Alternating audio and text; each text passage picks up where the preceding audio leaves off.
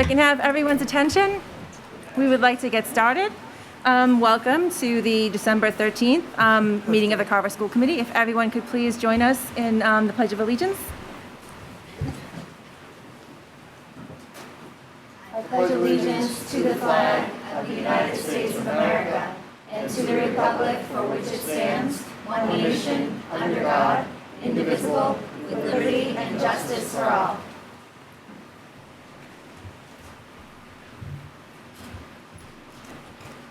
Okay. Before we get started, just a reminder that this meeting is also being held virtually in accordance with the Governor of Massachusetts March 12, 2020 order, suspending certain provisions of the open meeting law. Members of the public can access this meeting via Zoom, live on Area 58, and also live at Town Hall. I do want to let everyone know this evening we do have one member of the committee who's going to be participating remotely, Mr. Carver. So all of our votes this evening will be roll call votes because we have a member participating remotely. So with that being said, we're excited tonight to do some recognitions of our students and our athletes and some of the great things that have been going on in the Carver Public Schools. So we're happy to see so many people here this evening. Thank you all for taking a few minutes and some time to join us this evening. We want to start with a recognition of our varsity girls soccer team, who had the outstanding accomplishment this year of making the Final Four in the state tournament, which really is an outstanding accomplishment. This year, I don't know if everybody knows this, but they actually instituted a new tournament setup, which it was a statewide tournament where the top 32 teams in the state make the tournament. And under that system, our girls team made it to the Final Four, which equivalent in the old system would be equivalent to winning the sectional championship. So that's just a tremendous accomplishment, and we want to take just a few minutes this evening to recognize all the members of our girls soccer team for what they did. So the Carver High School girls soccer team finished the regular season with a 7-6-2 record, winning several games at the end of the season before heading into the state tournament. They were the 15th seed in the state tournament and went on to defeat Granby 4-0 before moving on to the next round where they faced Whitensville Christian and secured a 2-0 win. Then they went to Tohoto High in the hopes of making the Final Four or winning the equivalent of the sectional championship, and they won an outstanding game on a penalty kick in overtime. Carver won 2-1. And then in the Final Four, they had a great game with Parma High School, but unfortunately fell in the Final Four and did not make it to the state championship. But what a great season. It was really an outstanding accomplishment. We're so proud of all the players on the team. So I just want to take a minute to recognize the players. So I don't know there's a lot of people in the room, so it's okay. I'm just going to introduce every other team. We'd love to have you come up. We have the Final Four trophy. We have the Final Four banner. We'd love to do some pictures of the team with the banner and with the trophy and with the members of the school committee. And give the coaches or the captains, whoever wants to, an opportunity to say a few words if they'd like, or the members of the committee to ask some questions or say a few words if you would like. But I'll start just by introducing all the members of the team. So head coach Jen Wilson and assistant coach Nikki Tully. Jen, come on up.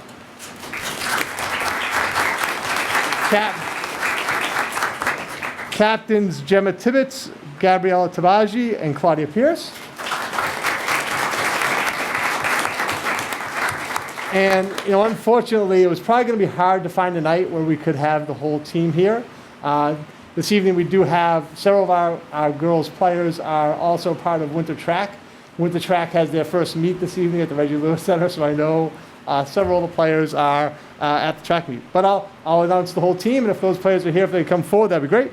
Anna Foley, Paige Medico, Melina Berkebine, Sarah Stairs, Alyssa Weston, Alyssa's here.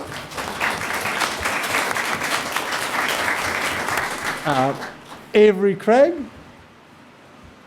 Kevin Ginnity, Grace O'Neill, Gianna Aranimo, Sophia Kavicki, Megan McEnany, Olivia Carrera,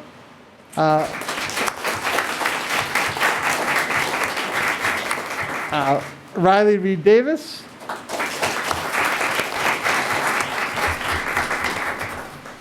Emma Robbins, Lindsay DeSisto,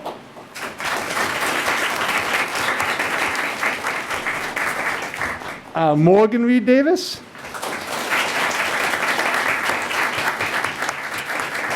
Jaden Sotomayor. Corinne Clarity. Annabella Purignano. I don't know if I said Annabella's name right. I'm sorry. Purignano. Pretty close. Lila White. Haley O'Connor Alsheimer.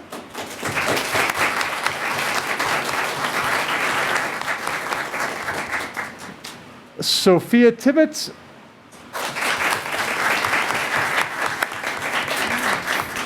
And Megan Daly. All right, congratulations to our girls soccer team. So Coach Wilson or any of the captains or anybody, I don't know if you want to say a few words, and we'll do some pictures with the trophy and the banner. You don't have to, no requirement, don't feel the pressure. And I think the captains are staying to present as part of the Captain's Council too, I think. Yeah, that mic should be on, yeah. Sure. Nothing, just obviously we've had this conversation before, but I'm just so proud of this team and all of your accomplishments, and it's just amazing that we made it this far and to watch you grow this season. And I know it was a little rough start, but you overcame so many challenges and you became a family, and you really succeeded this season. So I'm proud of every single one of you. Awesome job.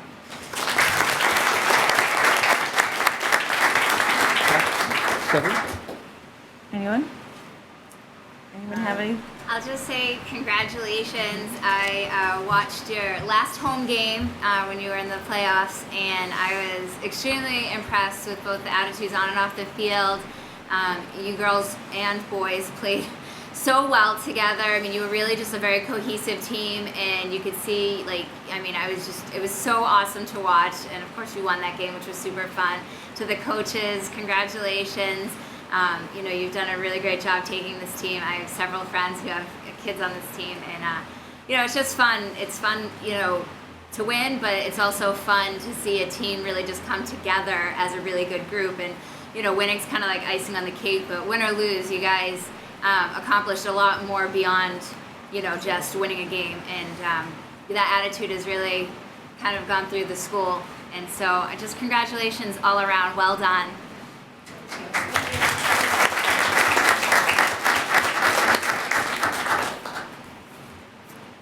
So just as a Carver grad of 1996, dating myself a little bit, I was a member of the soccer team. Actually, we had an opportunity to play on varsity as a 7th grader because we were a brand new school. That being said, we got our butts kicked a lot. So I just want to tell you how happy I am to hear that you're going places and you're doing great things. And it was really cool to have the Carver Pride Spirit Day with the younger kids coming up, because I can tell you there's a force coming up. My daughter's in 3rd grade, and we actually, as a travel team, only had 2 teams, but we really could have used 3 teams because there were so many players. So I just want to let you know anything you can give back, and I look forward to you guys going forward. But there's a future really bright. So I major respect for your accomplishments.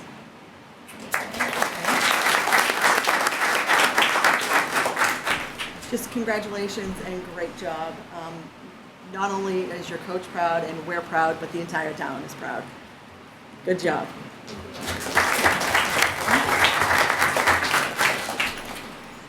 And I just have to say that, like Coach Wilson said, there were so many adversities that you had to overcome as a team, both on and off the field.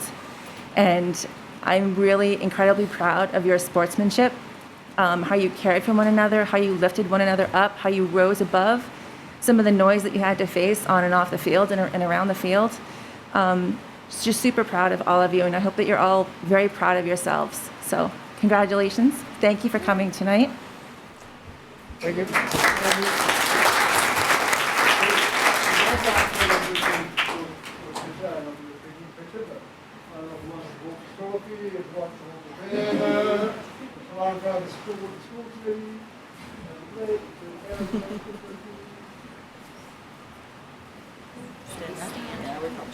We can stand. We can go around. All behind. Oh, we can go around.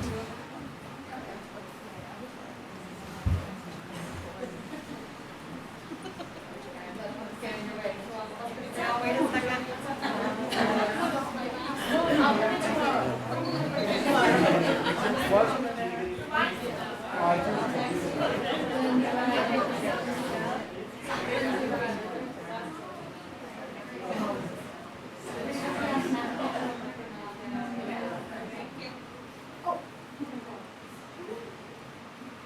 are you ready? And then stay there, your parents who want the picture.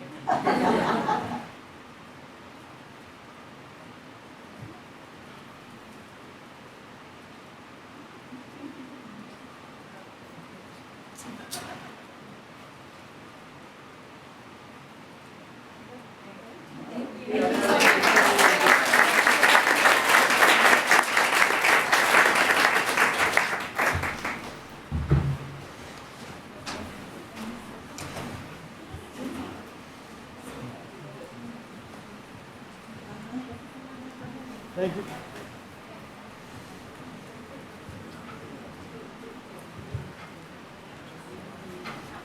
Thanks for letting me back into Zoom, Scott. Oh, no, she get booted. All right, for our next recognition, I'd love to bring up Dr. Jessica Pinella and the Carver Elementary Cleanup Crew. So Dr. Pinella is going to talk about it a little bit, and if you want, I'll introduce everyone who's here. That would be great.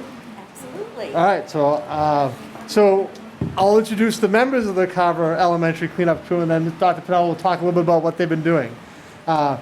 Isaac, I know Isaac's name. I don't know why I'm sticking with it. Domuse, there we go. Isaac Domuse. Cooper Savalas, Tracy Wiley, Andrew Rush, Tristan Dunn, Silas Peabody, Alana Lindsay, Violet Liddell, Ben Ross, Michael Shirkus, Reese Short, Jalen Wynot, Wyatt Dunn, Matthew Wynot, and Kendall Short. These are members of our Carver Elementary Cleanup Crew, and Dr. Pinella is going to talk to us a little bit about what the group's been doing, and I have a few photos to show what the group's been doing as well. So I'm very proud to introduce the campus cleanup crew from Carver Elementary School. So there's been a couple of chilly Fridays where we've gone outside, and with the help of our school resource officer, Officer Wall, we've used the grabbers and the pointers and some buckets, and we've picked up masks and snack wrappers and everything around Carver Elementary School. So it's just wonderful because it really shows that you have pride in your school and in the way that you take care of it. So thank you for taking the time to clean up our school grounds, which honestly has been really fun too. We have kind of competitions with who can fill their buckets the fastest and, you know, get them all the way to the top, and you'll pick up something and be like, oh, this is gross, you know, so, you know, it's very entertaining too. So I want to thank the campus cleanup crew and the members of it who are here today too. So thank you very much.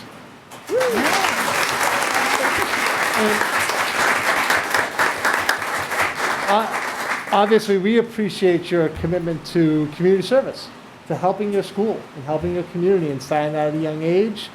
We had a little bit of a concern because those playgrounds are used all the time. Those are public playgrounds used on weekends. So it's not just during the school day that those playgrounds get used. And it's great that we've had a group of students who wanted to step forward and kind of help maintain the facility. So we take great pride in your work. So thank you for all you've done. Absolutely. Anyone?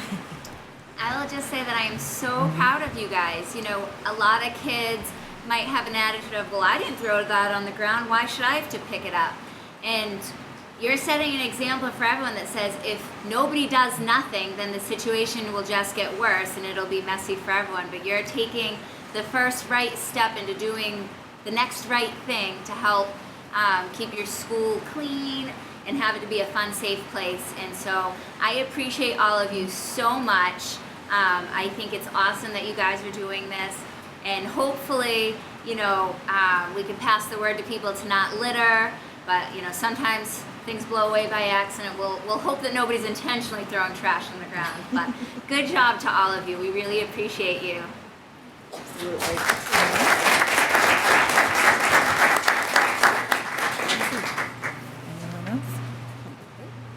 Good?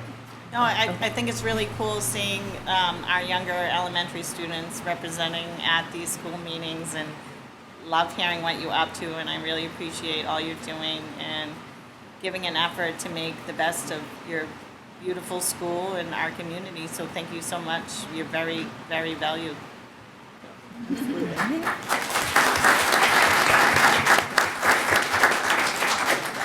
I just want to say thank you so very much. It's pretty awesome. It looks great over there.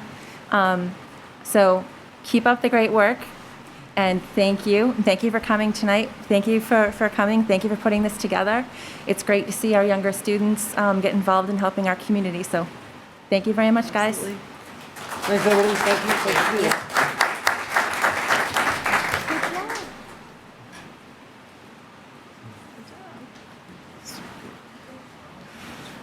They're so cute. That's his screen, not my screen. Do we have Tammy or Yes, we Tom do. with us? Yep. Just give me a second. Okay. Let's stop the share and promote Tom to our... Okay, well, there's Tom. There Hey, he is. Tom. Hey, Tom. Here I am. Welcome. Can everybody hear me? All right. Yeah, we can, Yes. Tom. All right, excellent. So good evening, everyone. This year continues to fly by. I can't believe we're a little over a week away from winter break. And I'm sure, obviously, it'll continue to fly by as we prepare to re-enter contract negotiations and prepare for whatever lies ahead of us in 2022 with good things. Hope that everyone gets a chance to enjoy some time with their family over the break, and that we all get you a little facility to really recharge the batteries and prepare for the new year. So, same to us. Great. Thank you so much, Tom. Thanks, Happy Tom. holidays. Happy holidays. Okay, next, that brings us to comments from Student Council, Captain's Council, Student Ambassadors. So if we could do it, if we want to do it one at a time, that'd be Okay. great. So Student Great. Council, then Captain's Council, then Okay. the Student Ambassadors have a little presentation for us. Oh, excellent. All right, so Jay Student can go- Council. Jay can come first. Jay's first. Always. Okay. Good evening, everybody. I'm Jay Peters from Student Council. So last month, Student Council attended our first fall CMAS conference in 2 years. Everyone who attended, including myself, had never been to a CMAS conference before, which is the Southeastern Association of the Student Councils. We all had a blast meeting new people, bonding with other student councils, and attending leadership workshops. And we can't wait for the winter conference, which will be held at Rockland High School in January. The other big thing from last month was we held our first outdoor pep rally, first ever outdoor pep rally, I should say. Despite the challenges of being something brand new, limited time to plan, and the cold weather on the day of the event, it turned out a huge success. As a council and executive board, we learned a lot, and while we hope in the spring we can have one in the gym like normal, we are better prepared for another outdoor one if we need to. And then some highlights from the event were the sports captains reading short speeches about their seasons, the turkey toss, and Frex rap. And then beginning today, we are collecting donations to make care packages for our troops from now until next Monday. We are accepting non-perishable food items, hygiene products, leisure items, pens and pencils, hard candies, powdered drink packages, things of that sort. Additional items and more information on the organization we are working with this year can be found at soldierscarepackages.com. Students can bring donations into their first period class and drop them off at the main office with Mr. Truska. And then if community members want to participate, they could bring donations to the main office. So more stuff that's coming up. Next week, we are planning a holiday spirit week, which entails 4 days of festive spirit. Monday is dress up as your favorite holiday character day. Tuesday is wear your favorite holiday hat. Wednesday is the classic pajama day. And then Thursday is ugly sweater day. So we look forward to a fun week next week. And then finally, to cap off 2021 before break, on Thursday, December 23rd, we're hosting Crusader Day. So what it's going to look like is after attending first period, we're still working out the fine details, but most likely after first period, I will begin Crusader Day Activities. There'll be a school-wide scavenger hunt taking place. And then after there is a winner of the scavenger hunt, we'll break off into a range of various activities which students will have the option to sign up for. They will take part in 1 or 2 activities before the conclusion of the day, some of which include bingo, watching Elf for the Polar Express, ornament making, gym activities, and even watercolor painting. So we're looking forward to that to cap off a great year. Awesome. Thanks, Great. Jay. Great. Thank Thank you you, very guys. much,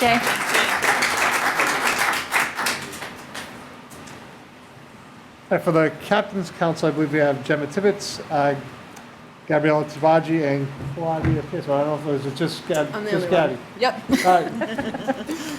Hi, my name is Gabrielle Tabadji, and I am a member of the Captain's Council.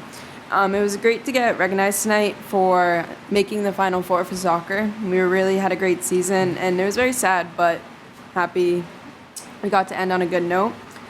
This year for Captain's Council during December, we're looking forward to support the winter sports team and hope they have a great season.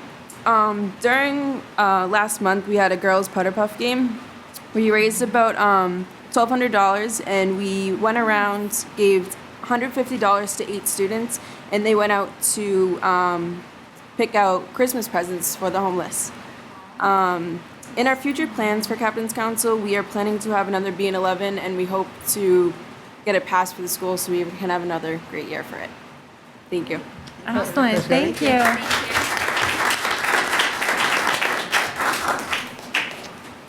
So now we'd like to invite up Dylan Thomas and Coley Medico as student ambassadors. And Ms. Dawson is here as well, who supports them. And the advisor is Mrs. Steve. They're the advisors to the student ambassadors. And so we're excited to have you guys here. We're going to share a little bit about what's been going on at Carver Elementary School. I know you have, let me pull up your presentation. Excellent.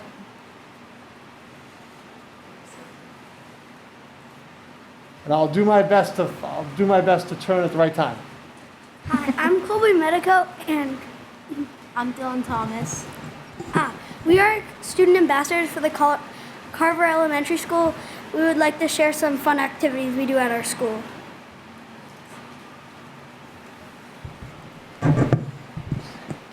All school assembly. We are able to have a whole school assembly and participated as a school in a morning meeting.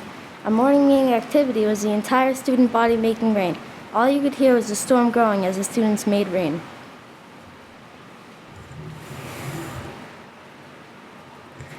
There are approximately 50 approximately 50 students in course. They meet Wednesday at 7:15. They will be a part of our up-and-coming student grade level sing-along. Excellent. Kindergartens learn to ride. 41K students with 7 student helpers and 3 learn to ride after school groups. This program is a big success, and it's pretty awesome that little kids are learning how to ride bikes in our gym. Pillow Polo.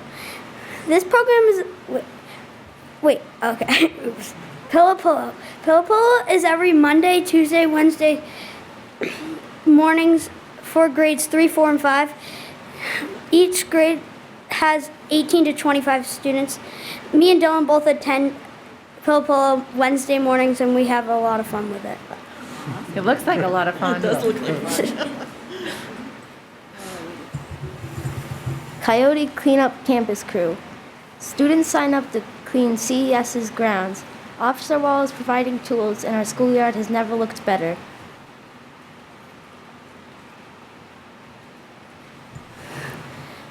Sock drive for action team. We promoted Lacey Aronimo's sock drive. We had two silly sock days. Wear a silly pair, bring a pair, donate a pair. Dylan wore Tom Brady socks. Between the Carver Elementary School and the Carver Middle High School, over 4,000 socks were donated. Thank you, Carver community. Awesome. The Winter Wonderland. This was a PTO event. There was a large turn, and you might recognize Santa Claus. I recognize Mrs. Claus. You read Mrs. this. Myler. Ben, puppy in training. Benzie is our puppy in training. He's going to be a pet therapy dog, He's visiting classrooms and helping kids have a better day at our school by joining classroom activities. Nice. Can we get one of those, Scott? Yeah. Puppy in training for school Yeah, committee look meetings. at that. Ben, Mrs. Madison can bring Benzie to all the meetings.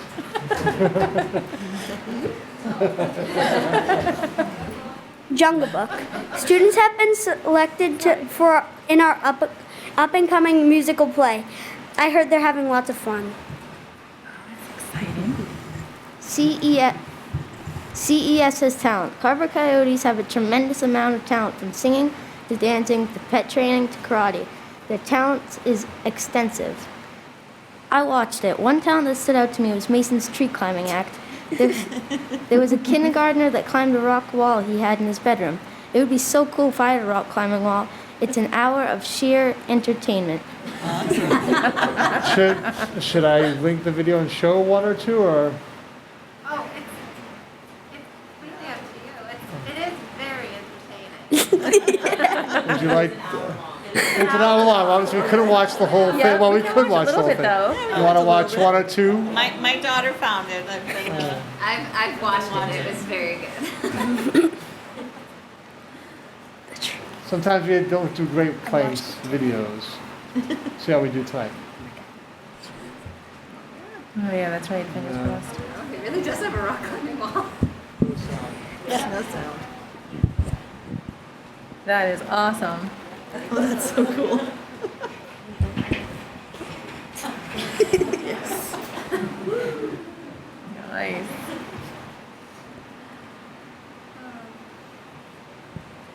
On the screen I go so high, then I come back from the sky.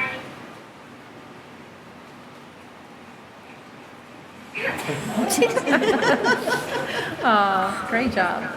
I'm self-dizzy before class, so that's extra talent. Right? That would be interesting if we had a rock climbing wall in here. Oh my gosh.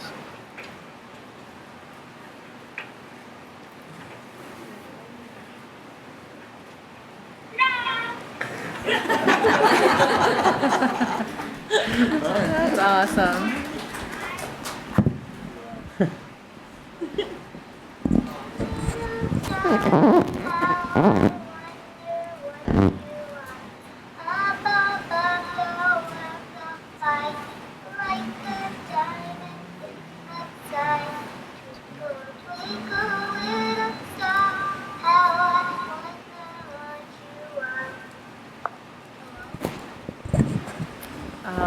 That's just a sample of some of the things. That's awesome.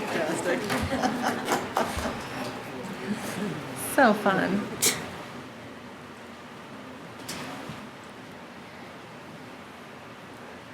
Holiday cards for Stamford Hill Assisted Living. Student ambassadors are spreading holiday cheer by crafting holiday greetings. Excellent. That's it. That's so sweet. That's it. We're done. And was that? That's it. That's the last. Yeah, that's it. Excellent. Thank you so much for Well, coming. Dylan and Colby did a nice job sharing what's happening at the elementary school. Good job, guys.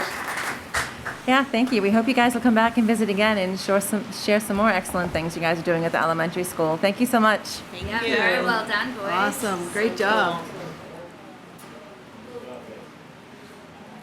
So cute. So cute. Die.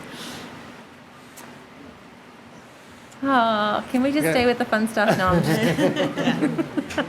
We're on a good All right, thanks. right. We're on Thanks, a good everybody. roll. roll. Yeah, exactly. And thank you to Anyway. Mrs. Steed and Mrs. Dawson, who are the advisors for the student ambassadors. Yes, thank you very much to all the advisors. We so appreciate your efforts and your hard work.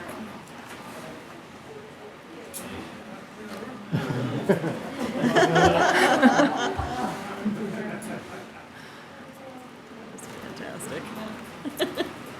Okay, so So, yeah, we haven't mentioned yet, but if you're interested in participating in public comment at home, this would be the time to put your name into the chat. we have a pretty short list today. And then Yes. I don't know if anybody's interested in participating in public comment in the room. If there's anyone that's in the room that would like to participate in public comment, if you could just come up to the table. If anyone has anything they'd like to share with the committee?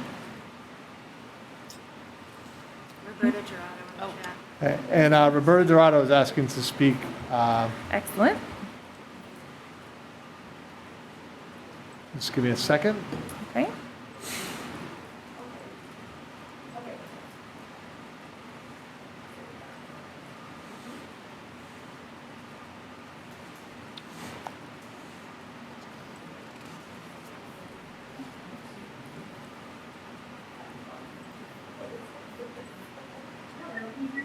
Oh, wait a second, Mrs. Dorado. Just you should be able to turn your video on now. If you can do that, that'd be great. I actually don't have video on this computer that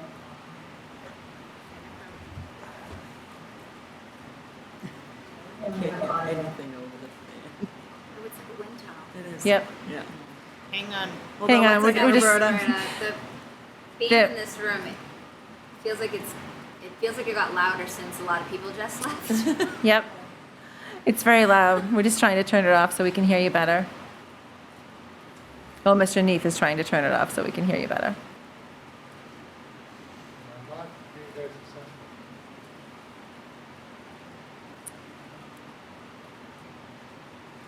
There we go, thank you. Oh, thank you. We turned the volume up, so maybe we'll hear you better now.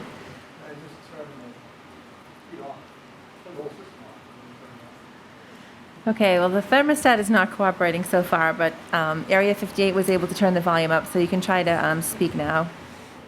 How about now? Oh, that's Yeah. better. That's go. much better. Thank you. Thank you. I just had a question regarding the test and stay program.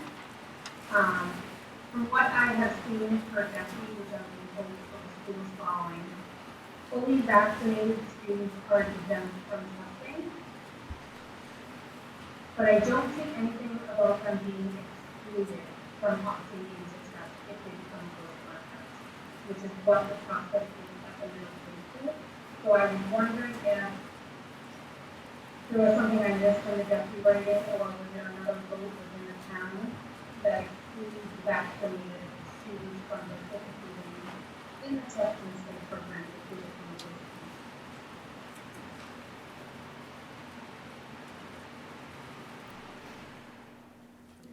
contact? Oh, excellent. The HVAC system just shut off. Were you able to understand her question? Yes. Okay. Is there anything else that you would like to add? Nope, that's my only question. Okay. So will you address that with through an email or? Yes, I Okay. can respond. So if you can reach out to me directly, I can give you a response to that, and maybe I'll even cover it during our COVID section of the presentation this evening. Okay. Okay, great. Thank you very much. Thanks for. Thank you. I don't see anyone else in the chat, and I haven't seen any movement in the room, so, okay, it looks like we are moving on from public comment to the approval of minutes for the open session on November 8th, 2021. Someone like to make a motion? I'll make a motion to approve the open session minutes from November 8th, 2021. I'll second. Okay, we have a motion and a second. Is there any discussion? And because we do have a member participating remotely, we will be doing all of our votes by roll call. So, Kelly Nemi. Aye. Jen Pratt, aye. Colleen Zanuski, aye. Andy? Amy Conrolly, aye. Stephanie Clarity, aye. Excellent. That brings us to communications. Sorry, just catching up on Zoom. There we go. All right, so I just have one communication for the committee this evening.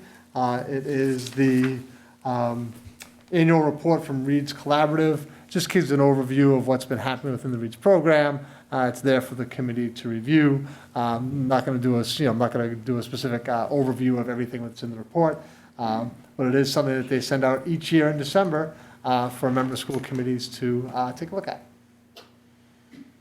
Great. Thank you very much for sharing. Personnel, all right, if I go into personnel updates? Absolutely. And since our last meeting, we've had a few new hires and a few resignations. We have Richard Preguri as a custodian at the middle high school, Lisa Valley Air as an ESP at the elementary school, and Sarah Goldstein as the nurse at the elementary school. We've also had a few resignations. Sarah Goldstein will be replacing Nancy Conley, who's currently the nurse at elementary school, who is resigning as of the 23rd of December. And Sarah will be in place for the beginning of the new year. Kylie Shoemaker, ESP, has resigned at the middle high school. Kimberly Davis, ESP, at the elementary school, and Taylor Ferreira, ESP, at the elementary school, is our staff and personnel movements since our last meeting. Okay, thank you. So our next two presentations are really dealing with the concept of, there's been some concern throughout the country, really, about the challenging times that all of our students have been facing, that really all of us have been changing as a result of the COVID pandemic and many other factors.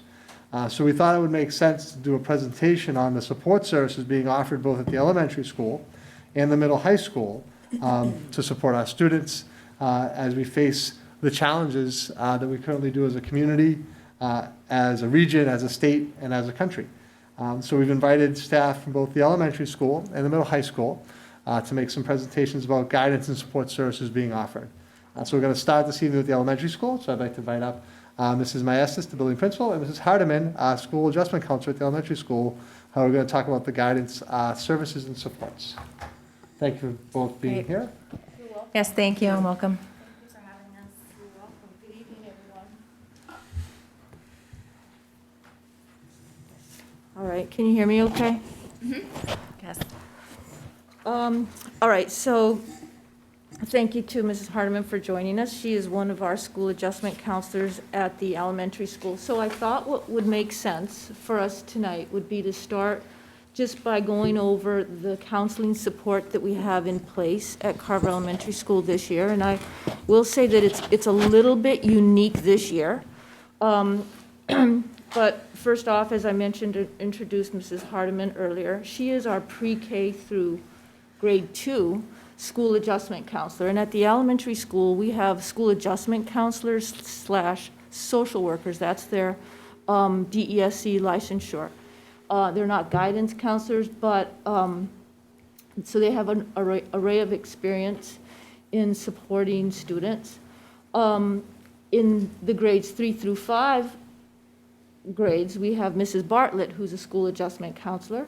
And then we have a school psychologist who is Mrs. Lisa Hines. And her role at the elementary school is primarily to support the special education and testing model that we have. So anytime that a parent requests testing or, and this is really academic testing, to see how students are doing to determine if they are eligible for what's called an individual education plan.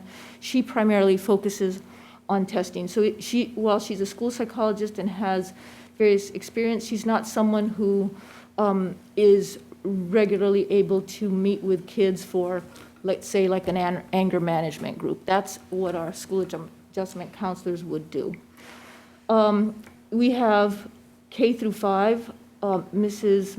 Mahan, previously Mrs. Curley, a grade 5 teacher.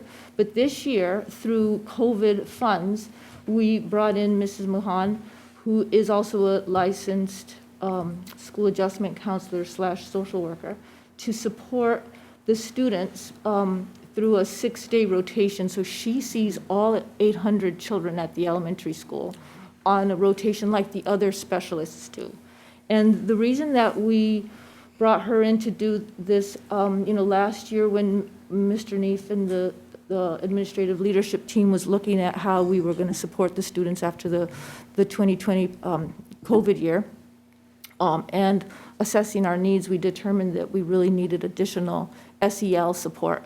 So she focuses primarily on social emotional learning with all of the students on that rotational model, and she's using the tools. We did a presentation, August, I believe it was in August, where we just talked specifically about the social emotional learning programs, what it looked like at the elementary school, and how she did that. So she uses Second Step, and she uses various tools to focus on self-regulation, just helping the students get better at those skills. And then we also have pre-K through 12 is Mrs. Jill Liddy. She's a BCBA for the district. So she spends about 2.5 days at the elementary school, the other 2.5 days at the middle high school. And she primarily focuses on working with our alternative programs at the elementary and preschool at the elementary, because her role really is looking at behavior and supporting students who are really struggling with behavior, and they might have some developmental delays. They might need ABA, they might need that kind of support. So that's just sort of the breakdown of the counseling support at the elementary school. And then what our school adjustment counselors do, the role is they provide direct counseling services when necessary. And they're really looking at providing services for students who are demonstrating challenges that are school-related more so than anything. So they conduct student groups throughout the year. They help address issues. And this is just some types of groups that they work with. Or sometimes they'll pull together to address an issue because their children are experiencing challenges in a certain area, and we just feel like there's a need to do so. So for example, anger management groups, divorce, bereavement, bullying-related groups as needed. And then counselors will also work with our students' families to provide outside referral services. So we've experienced in the last 1.5 years, families really struggling to access outside resources. Believe it or not, there still are a lot of outside counseling agencies that are still meeting on Zoom, and that's really hard for children. Mm-hmm. So, but our counselors have resources, like a resource binder, and they, over the years, have become very familiar with lots of area community services that maybe excel or focus on certain areas, and so they're able to help families with pointing them in that direction.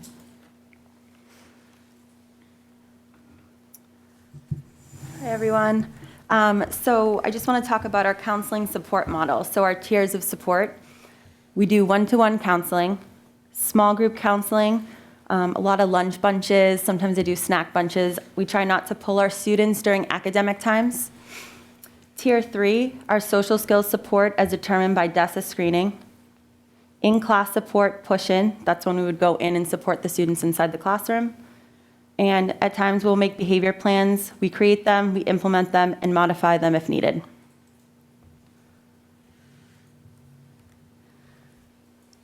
Okay, so if you look over here, this is our DESA. DESA is a research-based social-emotional learning assessment for educators and students.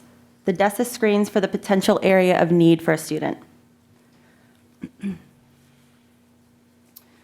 90% of the students are demonstrating typical to strong social skills, while 8% of the students need additional SEL, social-emotional learning skills. This is our Tier 2 group of students. The purpose of the DESA is to identify which social-emotional skills your child has already learned and what skills he or she might still need to develop. The research of this tool will be used to provide students with social skills building and supports to help them engage in positive learning experiences.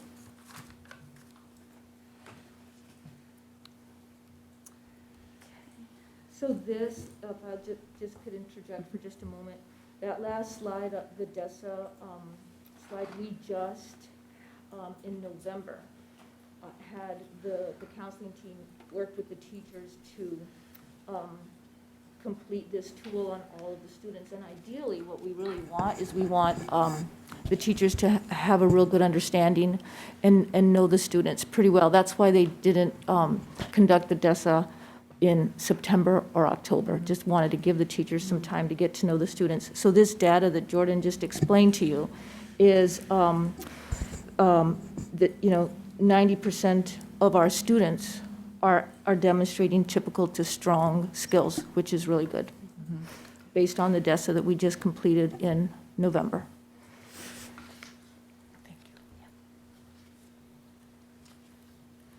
Okay. So our next slide is additional support services by the counseling team. Kindergarten screening and, additional support services by the counseling team. Kindergarten screening and placement team. Mandated reporter protocol team. SPY classroom case management. Crisis management and direct consultation with school staff as well as outside providers.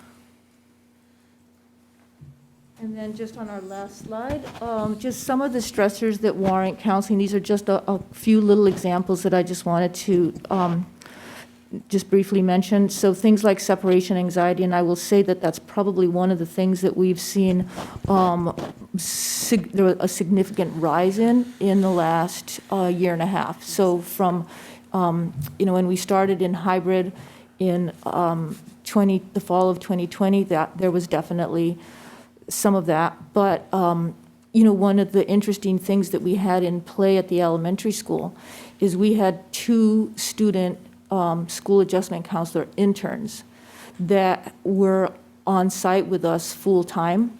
So one was working directly under Ms. Hardiman. The other intern was working directly under Mrs. Bartlett. So we were really able, that was a luxury. To have that is huge, full-time, 5 days a week. So they were able to learn a lot at the elementary school, support us, and really help support the students. So the counselors were able to kind of divide and conquer even more so. But that's when we started in hybrid. And so with students demonstrating separation anxiety throughout the school day, especially in the morning, they were really able to help us a lot with that. This year, in the fall of 2021, we have seen not a huge percentage, but enough that it does impact a few students in the morning, and it just sometimes takes them a while to get settled. And sometimes with little children, if one is in tears, a few will break down into tears because sometimes it's just contagious, right? But anyway, that's one of the things that we've seen more of, separation anxiety. And then routines and expectations. I will tell you, it's we have regular counselor meetings every Thursday, and we were just assessing and sort of reflecting last week, and a few of the counselors, you know, they said, well, it's really just been now in November that the kids have settled in to their routines and expectations. Usually it takes them 2 to 3 weeks at the most. This year it took us 2 months, 2.5 months for it to settle into routines and expectations. But the counselors, one of their roles is really helping the kids and supporting the teachers with that. And then development of social skills. So children didn't play a lot with each other like, you know, they would have normally. So there's a lot of that we're seeing where children need that support. And then family environment and changes and adjustment. A lot of our families have experienced lots of ups and downs. And it reflects at school. And so just helping them to get settled and supporting their families and accessing outside resources takes a lot of effort and a lot of time. So that's just a few things that I wanted to mention. Do you have anything else you would like to mention about that? Just for the outside counseling referrals, we are there to support both our students and our families. Unfortunately, the wait lists are so very long at this point. So we just encourage our families to stick with it and just, you know, accept that at one point you will get off that list and you will get some services. So it's just a trying time right now. And that is it. Do you have any Thanks questions for for being us? Not a question, just a statement. My daughter is in second grade now, and her issues stemmed from kindergarten before COVID happened, and she absolutely adores you, Mrs. Hardiman. And I'm so incredibly impressed with the services that we did receive. We were having a little bit of school refusal for a few weeks, dropped her off many mornings crying in the beginning, or actually halfway through kindergarten. It wasn't even in the beginning. So I'm just incredibly impressed with all the services that we received, and I'm so thankful that you guys are there to help the students, including mine. Absolutely, thank you. I'm just curious, we've had a lot of parents inquire to us about how students are dealing with the safety protocols and things that are in place. And so I'm just curious or wondering if you could give us, from your professional opinion, how you feel students are handling safety protocols and adherence to policies and things, because we've just had a lot of parental input, and people wondering, what the detrimental effects may be. And so I just would love to hear from you, somebody who is dealing with this in and out, if you wouldn't mind. Sorry to put you on the spot. No, that's okay. I mean, just from what I've witnessed and observed with the students, they're so amazing. Like, I don't see them having any negative effects wearing the mask. I'm so impressed with them. I actually thought it was going to be a lot harder for them, and they're just such troopers, which, I mean, it motivates me, because nobody really wants to wear masks, right? So they're just so motivational to us, and in terms of the hand washing and things like that, they're great. I see kids reminding kids, hey, did you wash the bathroom? Wash your hands before you left the bathroom today, and hey, your mask is slipping, you got to pull your mask up. So I just think that everyone's coming together as a team and supporting one another, which is great. Thank you. Thank you for sharing that. I think it's important for people to know how things are inside the school building. And just as a side comment, I will also say that I greatly appreciate all the work that you and Mrs. Bartlett do. We received some services last year with one of my children, and I know many other parents that their children have had issues with anxiety or panic attacks or whatever, and you guys are doing an amazing job at supporting all of our students, from the ones that really need help to the ones that may not even appear like they need help, but even just the additional support and encouragement. It's so needed after COVID and all of the abrupt changes. So just thank you for the work that you're doing in our school. It's greatly, greatly appreciated. And I want you to know that even if you may not hear a lot of thank yous, that it means a lot to have you and Mrs. Bartlett and now Mrs. McGann doing the work that you're doing in our schools. Thank you. Colleen, do you have anything to add? I don't. Okay. Thank you for everything. Thank you. Oh, Andy, do you have anything you want to add? I'm sorry, I didn't ask you before. You're there, but I didn't see you before. You're on my screen right now. Do you have anything you'd like to add? It's all right. Forget about me already. No, I just want to say thank you, ladies, for being there for the kids and the families of Carver. And thank you for the presentation. I really appreciate it.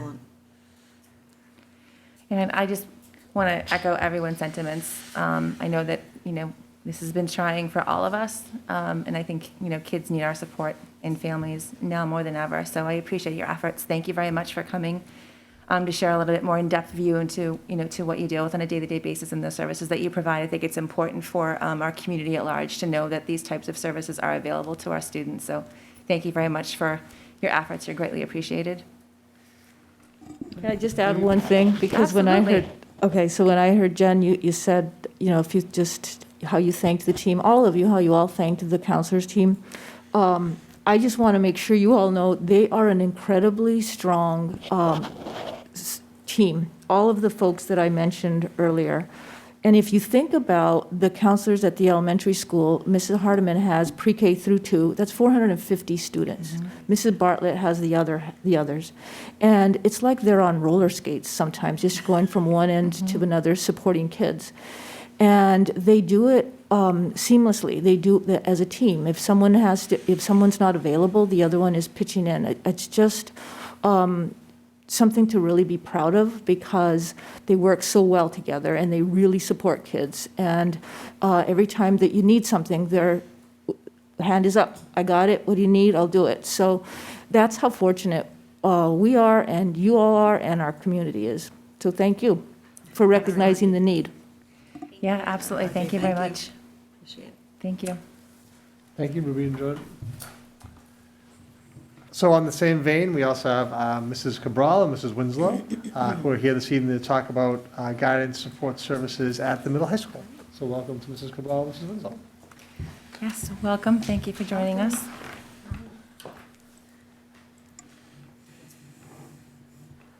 Hi, everyone. I'm Christine Cabral, Assistant Principal at Carver Middle High School, and here with me is Tricia Winslow, Guidance Counselor and Department Chair. I'm going to make this really brief. I'm just going to agree with everything Ruby said. It's true of the middle high school as well, as far as services and guidance, and but we have a lot of the same things. So as you hear our presentation, you'll see that there's a lot of similarities in job description and services we have at the middle high school. I'm going to talk a little bit at first about our staffing and our supports and a few programs that are quite different at the middle high school level. And then Mrs. Winslow is going to talk a little bit more about the guidance program and curriculum from 6 through 12. So we do have assist teams, and the student assist teams meet every 2 weeks. There's a grade 6 through 8 team, and there's a grade 9 through 12 team. And the assist teams consist of administration, guidance, school adjustment counselors, special ed staff, a school psychologist, and our nurse. So every 2 weeks, this group of people comes together and we share information about students who might be in need of something, whether they're struggling emotionally, whether they're struggling academically, and we brainstorm like members of the team, like what can I do to support that family? Can I reach out to somebody? Do I have a connection with that kid? And we kind of just monitor, or who's going to call down that student and see what we can do for them. So it's a really great, strong team at both levels to just meet and come to a table and share information and be there for kids. Very similar to what Ruby described for the school psychologist at the middle high school. She services grades 6 through 12, mostly in the evaluation process, the referral process, supporting both teachers and parents and students. The behavior specialist works with students that might do observations of students and come up with behavior modifications or plans, works with teachers, give them strategies to maybe work successfully with students in the classroom, maybe help parents with strategies to help their children. And then a new position this year in response to COVID is we've hired an interventionist who supports students both either social emotionally or academically.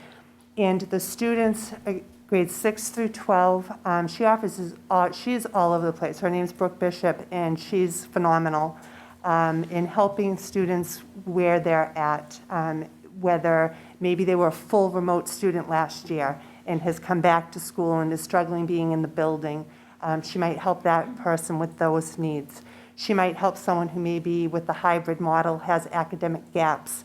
And it's not a specific list of students she services. Teachers just come to Brooke Bishop and say, can you check in with this student? And as needed, she creates her own schedule and is there for anything that we need. So now I'm going to go on and talk about some programs. So we have a middle school assistance program. It's a small program, services ideally 10 to 12 students maybe in grades 6 through 8.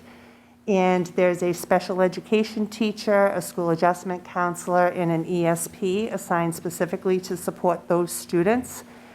The student assist teams that I spoke about earlier may refer a student to this program. Or we might just post, like at the end of term 1, we sent out an email to all staff. Is there anywhere, we have some open slots available for this program. Would you like to refer someone? And then the team will sit down and we consider the students and where they're at, what do they need, We look at where they are academically, we look at where they are behaviorally, we look at what the social emotional needs, and we really kind of identify who would most benefit from placement in this program and who's most in need of placement in this program. So if you are in the program, what it means is the staff who manage the students in that program can really specialize their education and maybe make some modifications in their education, work with the academic classroom teachers to best support the students. In the 7 periods a day, those students have common period with the, within that classroom and with the small group of students. They might work on, during common period, like social skills things or academic things. In addition to having common period within that program, they also have an academic support period, which is really a really small study period with the staff to help support them. And all of those students are scheduled in inclusion class settings. Also could mention that this program, the MAP program, is available to special education students as well as general education students. And then the next slide, there's 2 other programs that are run very similarly to the one I just described, the MAP program. So originally, we also had the GAP program, which was a graduation assistance program for students in grades 11 and 12. And it did just that. It offered all the same services I just described in the MAP, but it was the intention of that was how to help students succeed and get what they needed in order to graduate and meet their graduation requirements. We determined there was a need to help students who had maybe been in the MAP program in the middle school to help them transition into high school. And there was I want to say the word gap, but that's kind of like I'm repeating the program. But they were missing something in grades 8 and 9 that they needed more support. So we created the ACE program, which is Achieving Carver Excellence. And again, so these 3 programs, MAP, ACE, and GAP, provide the same services just to different age level students. And again, the ACEs and the GAP programs are also serviced by a special education teacher, a school adjustment counselor, and an ESP. And then we have a TAP program, which is a transitional assistance program. And if a student is, and this program is available to all students, grades 6 through 12. And it's, again, a special education program and a general education program. But this is really, placement in the TAP is really supposed to be a short-term experience. It's for a student who really has had a significant emotional impact. Perhaps that student's been hospitalized. Perhaps that student was just full remote last year and has a real lot of anxiety about coming back to school during these COVID times. And so that we might encourage them to come back into the TAP. And it's a substantially separate program. It's its own classroom. It's near a door. It has its own separate entry into the building.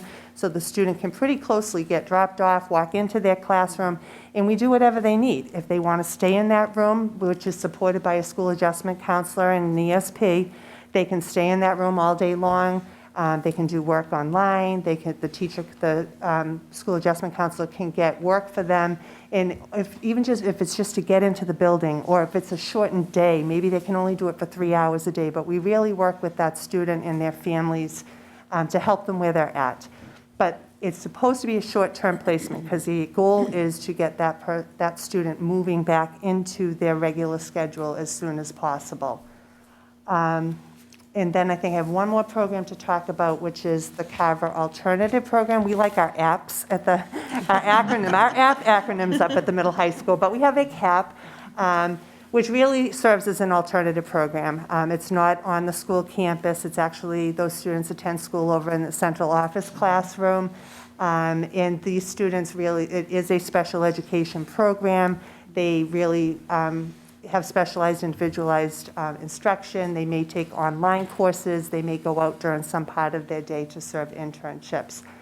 So those are the programs we have at the middle high school. Some additional resources, similar to what Ruby explained at the elementary school. Our guidance department will offer different social skills groups, maybe a lunch bunch, or maybe have kids during the academic workshop period, maybe take students down to the gym to play, just to help them socialize, give them a break in their day, have an adult there working with the students for engagement and conversation. Counseling is available to all students. They can drop by any guidance office and request to speak to someone. We always make sure we're available and make time for them. Our guidance department serves working with families to support them and guide them into appropriate outside services in the referral process. And what we also have is FSP, which is Family Success Partnership. And that's it's a district team that students or families may be referred to this FSP team, and we may reach out to a family that we internally know is struggling and recommend them to have a counselor from FSP really work with that family, and serves as like helping the family outside of school and communicating with us inside of school and helping that family find whatever services they're looking for. And on a broader scope than that, we're also part of the Plymouth County Hub, which is like the surrounding communities are part of the hub, we call it. And they work together with the police department and the fire department and our school, again, to just sit at a table and talk about what families do we know might need some assistance, and reach out to those families and try to help direct them. So now I'm going to turn it over to Mrs. Winslow, who's going to talk about some of our guidance services. Okay, thank you. Hi, everybody. So just going off of what Christine said, our guidance department services students in grades 6 through 12. Some of the supports that we provide to students are academic advising, schedule inquiries, like Christine said, social skills groups, individual counseling, group counseling. We also, more on the academic, study skills. Our high school team will work with students for college exploration and help them through the college application process. All of our students, we're working to help them solve problems and making good decisions. Over the past few years, our high school team has really worked with students to help them determine if they would like to join a CTE pathway and what they would need to follow that program. In addition, just as elementary and middle school, our counselors are available always to offer support to students on a daily basis, as well as our staff who may have a student who's struggling with an issue and may need our support in offering some help with ideas to help that student be successful in the classroom.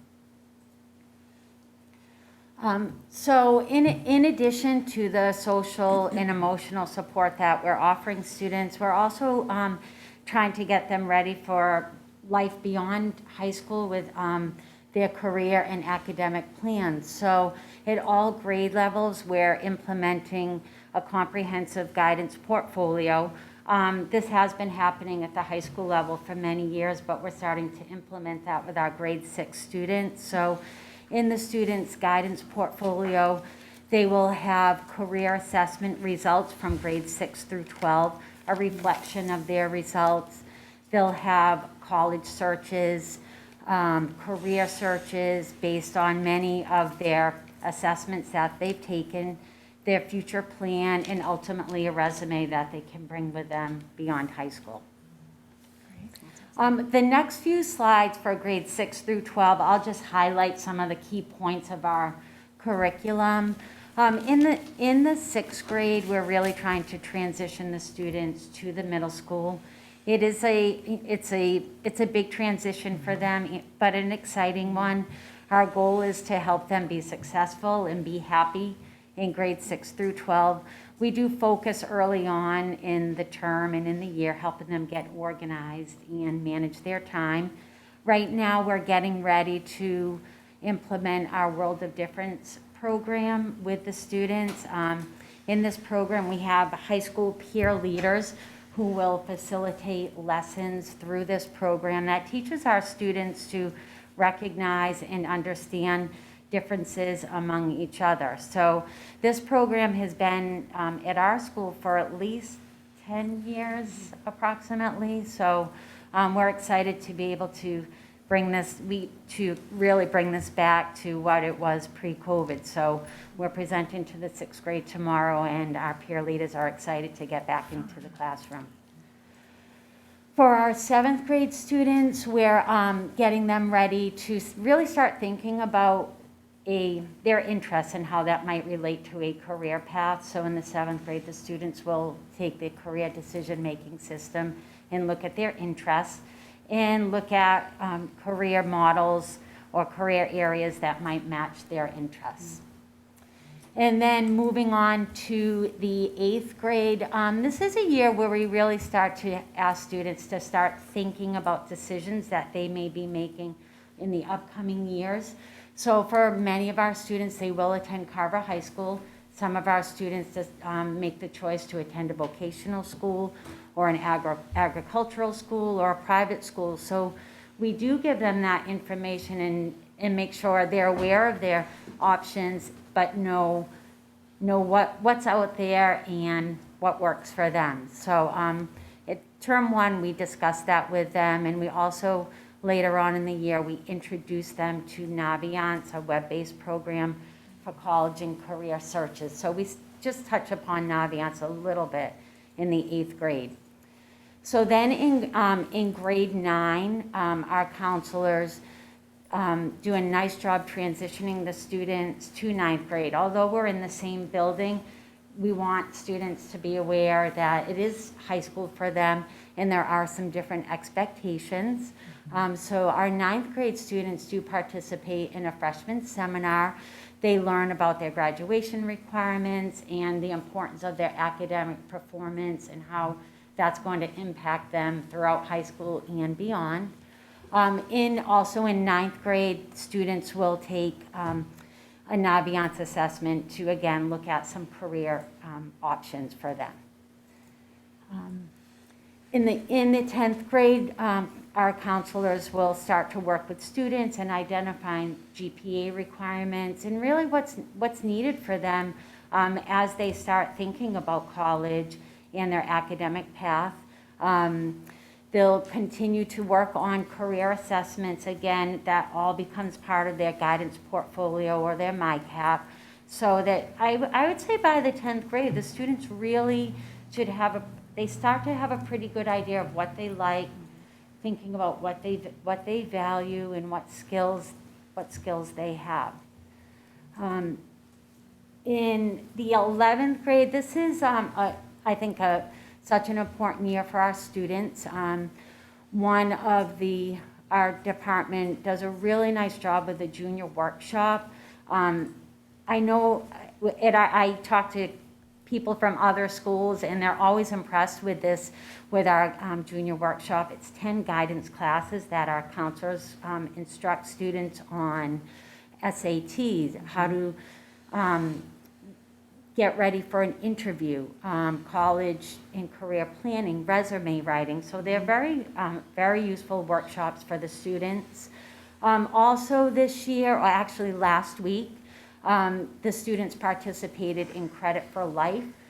This is the first time we've done this at our school, but it's a fair where students learn how to budget and manage their money.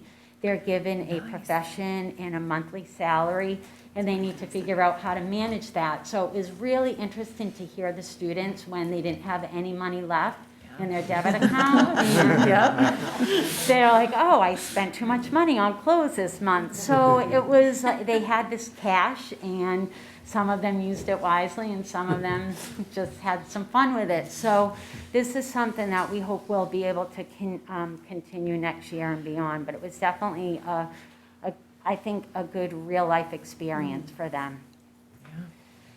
And then moving on to grade 12, it's really all about our students who are, they're getting ready for life beyond high school.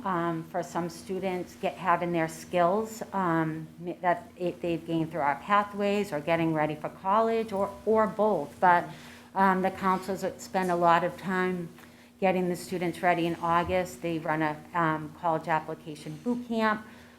They're working with financial fairs, just individual meetings with students and families, and just making sure they have all the information that they need. And then we just encourage students and families to always reach out to us if you have a question about, I mean, this was a quick overview and a snapshot of what we do, but if you have questions about any of this, we definitely encourage you to reach out with us by email. We can set up a meeting, but that's our goal, to support our students and families. Thank you, Trish and Christine. Great. Thank you very much. Very much. Yeah, I know. Yeah, right? honestly. For everybody. Absolutely, for all of you. Anyone have any? I have one quick question. Yeah. Who at the middle high school provides like if a student needed one-on-one counseling support, whom would be should they, like if a parent,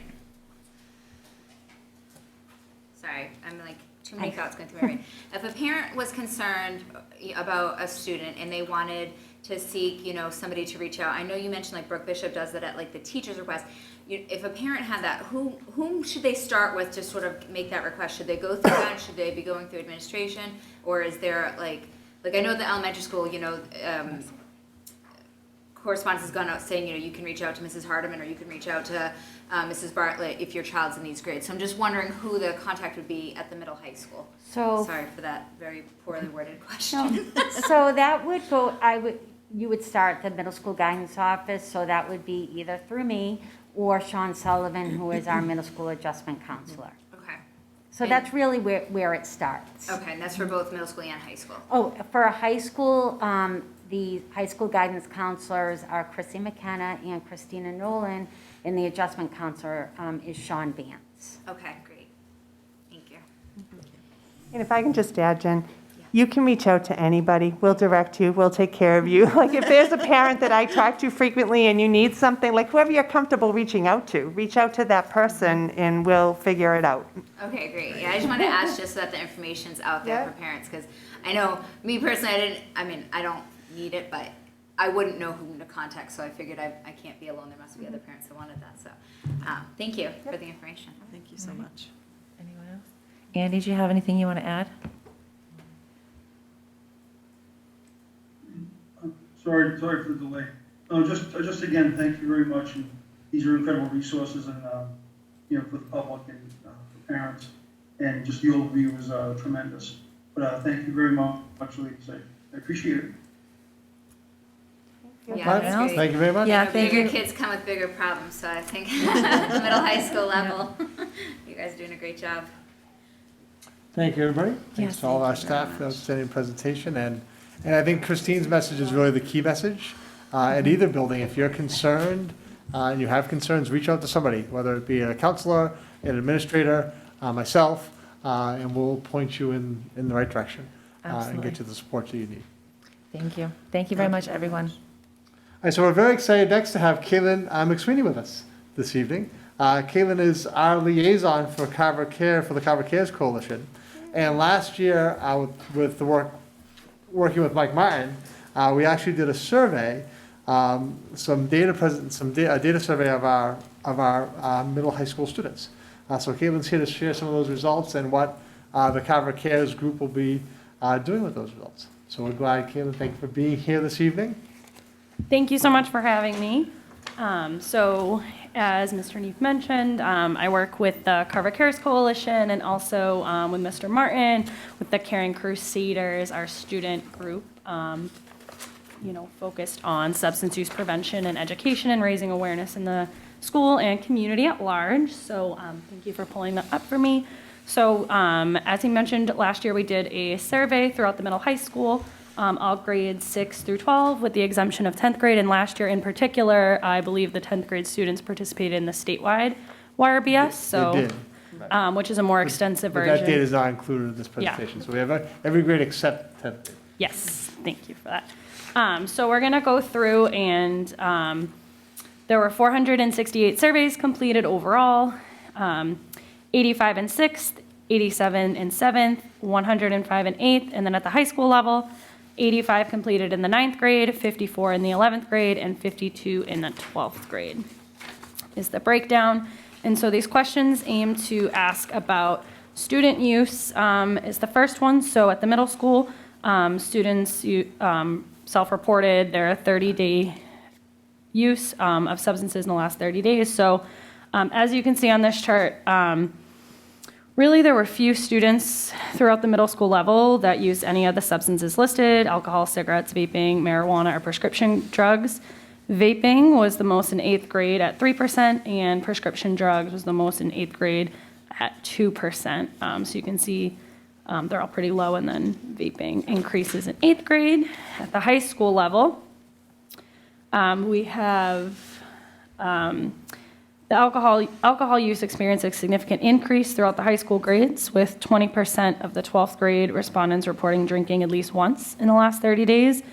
Marijuana was reported used at least once by 17% of the 11th grade respondents, and then decreased to 8% of the 12th grade respondents. So vaping use was consistent between 11th grade and 12th grade respondents here. You can see that, and that jump in alcohol. And Kim, I don't know if you want to stop here for a second, just talk a little bit about some of the work that the group's been doing around, specifically around alcohol. That's because that's been a focus area for us. Sure. Which makes sense a little bit in some ways that it's also the highest percentage that we saw. Yeah, definitely. So we do a lot of different campaigns and initiatives, particularly around alcohol. Most recently, the Caring Crusaders were able to go out and do our annual Sticker Shock initiative. So that is when we work with the liquor store owners to put up stickers on all the clear doors of each liquor store. So students were able to participate in that recently, I believe the week before Thanksgiving. And so that's something we do every year. It's very student involved, from the design of the sticker to, communicating with the liquor stores, and then physically going out and putting them out in the stores, reminding people about, the social host law, and the reminder of, if you provide alcohol to minors, the consequences of a, fine and things like that. And then also a lot of messaging around, even if you're hosting a party or, anyone is under 21 there, those consequences as well. So we use our media outlets a lot to promote, awareness on those laws and regulations, and really try to do a lot of messaging, at the middle high school and, at the community level. And over the last couple of years, we've also done the social media campaigns. The What's Your Reason? Your quoted the What's Your quote. Reason campaign, the photo campaign, voice. the photo voice. So the Carver Cares group has been leading several initiatives specifically around or approaching the issue of student use of alcohol. Thank you for adding that in. So looking at the middle school, so middle school's perception of risk of these different substances. So it's good that these are higher. So the percentage, this shows the students in each grade what they think about using substances regularly if it poses a moderate or great risk to their health. So the perception of risk for drinking alcohol started at the lowest percentage in comparison to other categories, which only 66% of 6th grade respondents reported there was a moderate or great risk in drinking alcohol. Using marijuana had the lowest perception of risk from 8th grade students in comparison to other substances. So looking at these, you can see there's a lower risk in alcohol in marijuana compared to cigarettes or vaping at the middle school level. And then at the high school level, the perception of risk for using marijuana continued to decrease. You can see that drops there in 12th grade. So just over half, looking at the 9th grade students, 54% of 9th grade respondents felt there was either moderate or great risk in regularly using marijuana, with the percentage decreasing to 44% and of 11th grade responders, and then only 35% of the 12th grade responders. So only 2/3 of the students from all other grades or other categories reported a moderate or great risk in regularly using the listed substance. So again, with the legalization of marijuana, there's a lot of just decreased perception of risk with that being, in the time where, marijuana stores are opening locally and things like that. So we want to do a lot of messaging around that. And then looking at the middle school, parental disapproval. Good numbers here. Numbers there, yeah. Yeah, so yeah, this looks great.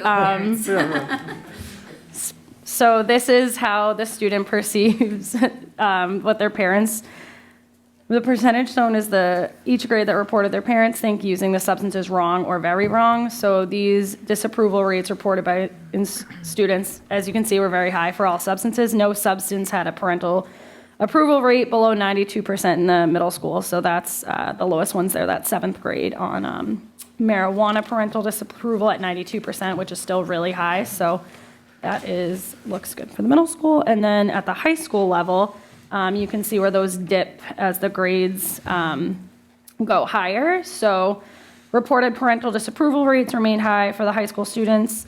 2 categories with the parental disapproval rate below 90% was the alcohol and marijuana categories. 83% of 12th grade students reported that their parents felt drinking alcohol was wrong or very wrong, and 77% of the 11th grade respondents, as well as 77% of the 12th grade respondents reported that their parents felt using marijuana was wrong or very wrong. So it drops a little bit at the high school level, really at that 12th grade mark, as kids are graduating. And then this is we have the middle school peer disapproval. So this is showing the percent of students in each grade that reported that their peers think using substances is wrong or very wrong. So 75% or more of student respondents in 6th, 7th, and 8th grade reported their friends would think it was wrong or very wrong if they used any of the substances listed. As the grade level increased, peer disapproval rates decreased. So for example, you can see 93% of 6th grade respondents stated that their friends would think using marijuana was wrong or very wrong, and this percentage decreased to 91% for 7th grade, and then decreased again to 78% for 8th grade respondents. So that's that goes kind of across the board, that dip to 78% peer disapproval in 8th grade, and we know peer pressure and things play a big role into those. And then at the high school level, peer disapproval. So you can still see the same pattern of peer disapproval decreasing as the grade level increases at the high school level. So an example here is 65% of 9th grade respondents stated their friends would think vaping regularly was wrong or very wrong, and then it decreased to 57% at the 11th grade level, and then down to 40% at the 12th grade level. So you can see that marijuana is very similar with the 67 in 9th, going down to 42% in 11th, and then 35% at 12th grade. So, and then alcohol drops significantly as well in 12th grade. So being mindful of messaging a lot to our seniors. This was taken last year, so wherever they are now, but definitely something to be aware of as we move forward in the school year. And I'd just like to thank Caitlin for all of her work that she's done as our coordinator for Carver Cares. She kind of came on right around the time of the pandemic, and so the group had to go remote. But I think it was impressive that the group, which is really a community-based group, it has as many members of the community as it does the school. Mr. Martin's very active. I've been active in the group, but there's a lot of community membership as well. And the group stayed alive during the pandemic, and that was to Caitlin's leadership. I don't think I met Caitlin in person until last maybe May or June, and we've been meeting for over a year, virtually, on various things. And she came in at that she took over the charge right when COVID hit. So she's done a great job keeping the Carver Cares group together. And then Carver Cares, and the middle high school administration, guidance will be looking at this data and making decisions in terms of supports and programming we're offering for students going forward. As I've already said, the focus of Carver Cares has really been on the alcohol piece. We've already done a lot of work around the alcohol piece, but obviously we'll continue that work going on in the future. And then building off the support services presentations, we also want to say to the community that this, though I don't think it was specifically referenced in the presentation, especially at the middle high school level, if there is concern about substance amongst parents, that is certainly something we support students and families with. So you could reach out to the administration, you could reach out to a guidance counselor, you could reach out to the adjustment counselor, and we'd be able to work with you in terms of getting supports around substance abuse. So that is work that is happening on a regular basis at the middle high school level. So we haven't, this data hasn't led to a plan yet. That would be the next step. But we had the data and we wanted to start by sharing that with the committee and the community. Kayla, I don't know if there's anything you want to add specifically to that, or you don't have to. Thank you. I just want to say that, as Mr. Neef mentioned, we do a great deal of work with the students, with the community to really, educate and raise awareness, particularly around substance misuse. And we have a lot of different resources and presentations. I know the student services, the student supports are really great, and they're very robust, and we're always, looking for the trends and things like that to stay on top of what the substance use trends are among young people and really share that widely. So we're always available to do a presentation or a training for staff and organization, anything like that. Just wanted to throw that out there. And I think we've talked about Carver Cares a few times in our last couple of meetings, but Carver Cares is very active in the community in terms of being at community events and really providing resources for community members as well beyond the students. So if you're a family where you're in a situation where you're raising young students because of substance abuse, or it's just a concern at home, the Carver Cares group also provides all kinds of resources and support information for the community at large beyond our students. So thank you, Caitlin. Thank you. Thank you very much for coming to present, and thank you for all of your efforts. Thank you for having me. Absolutely. We're definitely lucky to have an organization like Carver Cares. Absolutely. Absolutely. We are so fortunate. Okay, ready to transition to Mr. McLean. So, each month we've had a department chair from middle high school do an overview of curriculum in their specific subject areas. We're excited to have Mr. McLean here with us this evening, who's going to talk about the foreign language and allied arts curriculum at the middle high school. Thank you, Mr. McLean. Thank you. Welcome. I'm fortunate to have the most diverse department in the building. We go from culinary to music to art to world languages. And I know there's someone in this room who really likes Abraham Lincoln. So I just wanted to share a quote. The greatest fine art of the future will be the making of a comfortable living from a small piece of land.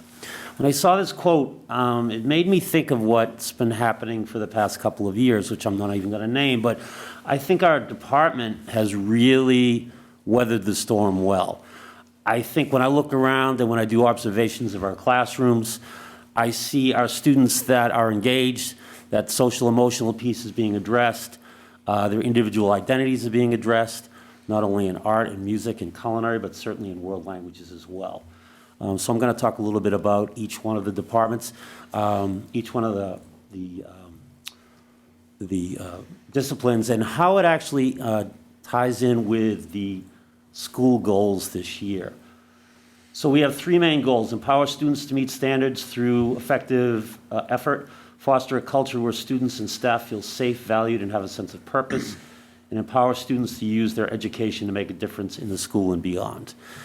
And you're going to see this theme is going to be repeated throughout each one of the disciplines. So in art, we start with grade 6, we have art education, grade 7 art education, and grade 8 art education, where they're starting to develop their skills, the basic skills they're going to need as the art program progresses. And we get into the high school, we have two-dimensional design, three-dimensional design, drawing and painting, graphic design, digital photography, and advanced art honors. One of the exciting classes this year that was developed by Jen Genovese is the digital photography program. A lot of 8th graders involved, very excited. If you're in the building on any particular day, they are going throughout the building, taking pictures, looking at different perspectives, finding their own voice in what they do. There's a lot of choice. So I'm going to talk a lot about choice tonight in terms of our curriculum. So some of the major themes that kind of tie in with our school goals are student voice and choice. So certainly in the art program, throughout the range of courses that they take, they have a lot of choice in what they do, how they attack a particular subject or theme. A lot of collaboration as well in the art department, not only amongst the students, but certainly, of course, the teacher component of that. One of the strengths of the art curriculum is reflection and revision. So you'll see embedded in the curriculum that throughout any one of the projects or the lessons that they are learning, there's a lot of points along the way for reflection, revision, that idea of grit, I know, and that idea of resilience. Like, you have to hone those skills, you have to practice those skills, you have to go and look at, again, with the direction of the teacher, and also with the direction and the advice and help of their fellow students. Partnerships with family and community. Certainly, we have developed over the years, and this year, even in terms of COVID and things that have been happening, we've developed things like the COVID Quilt Partnership or Program, which is a national program that is bringing light to some of the effects of COVID. So they've created this quilt that has been shared throughout the country, actually. It's a nationwide program. Also, we have the quilt at the high school, in the high school lobby, that members of the community, members of the school have created and worked together to create this beautiful quilt that is going to be installed in the high school lobby as well. So we have culinary. The culinary program is Pro Start 1, where the kids again develop those basic skills.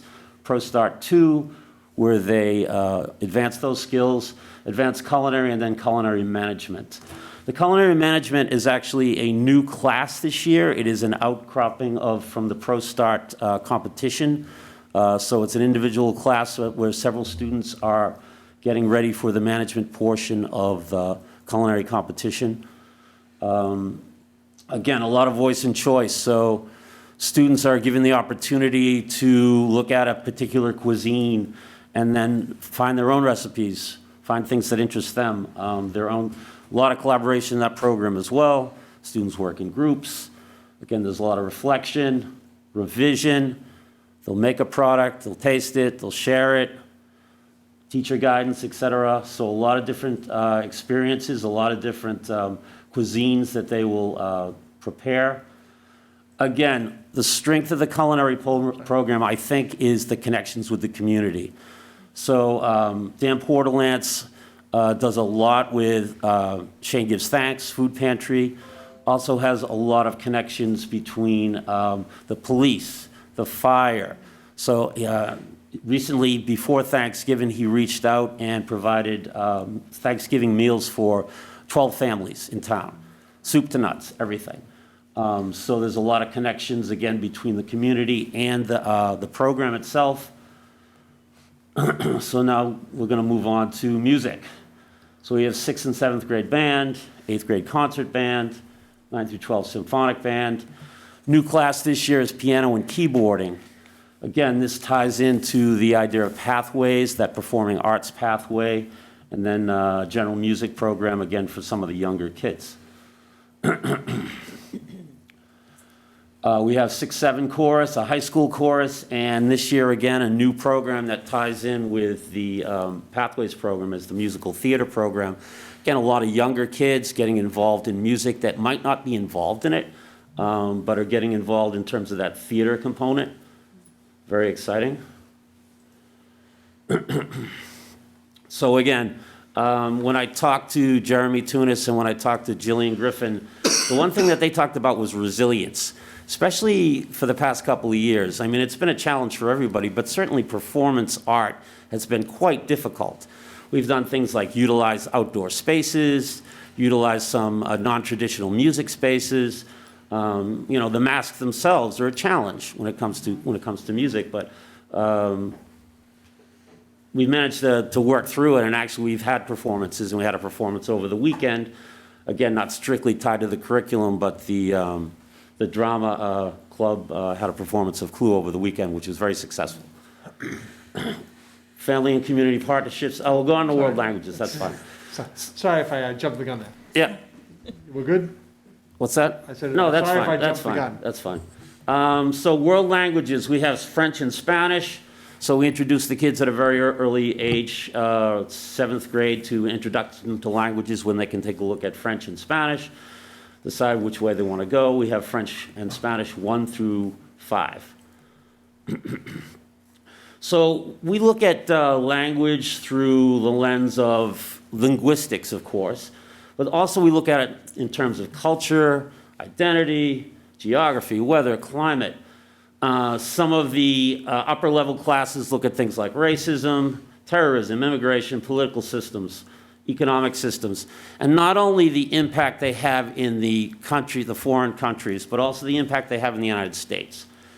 So again, this idea of immigration, which is a very big topic these days, a lot of these other topics like terrorism in the home countries or violence in home countries impacts the United States because it impacts immigration. So we look a lot at those particular issues. And I know this isn't strictly about the curriculum, but I wanted to talk about how our staff has really embraced that idea of coming together and making connections with the community.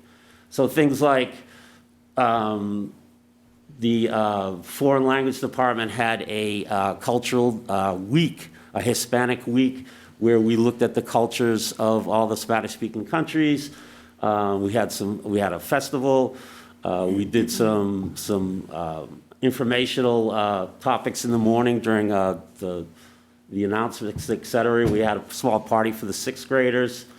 We incorporated some of the classes. We made piñatas, et cetera. Taught the kids some songs.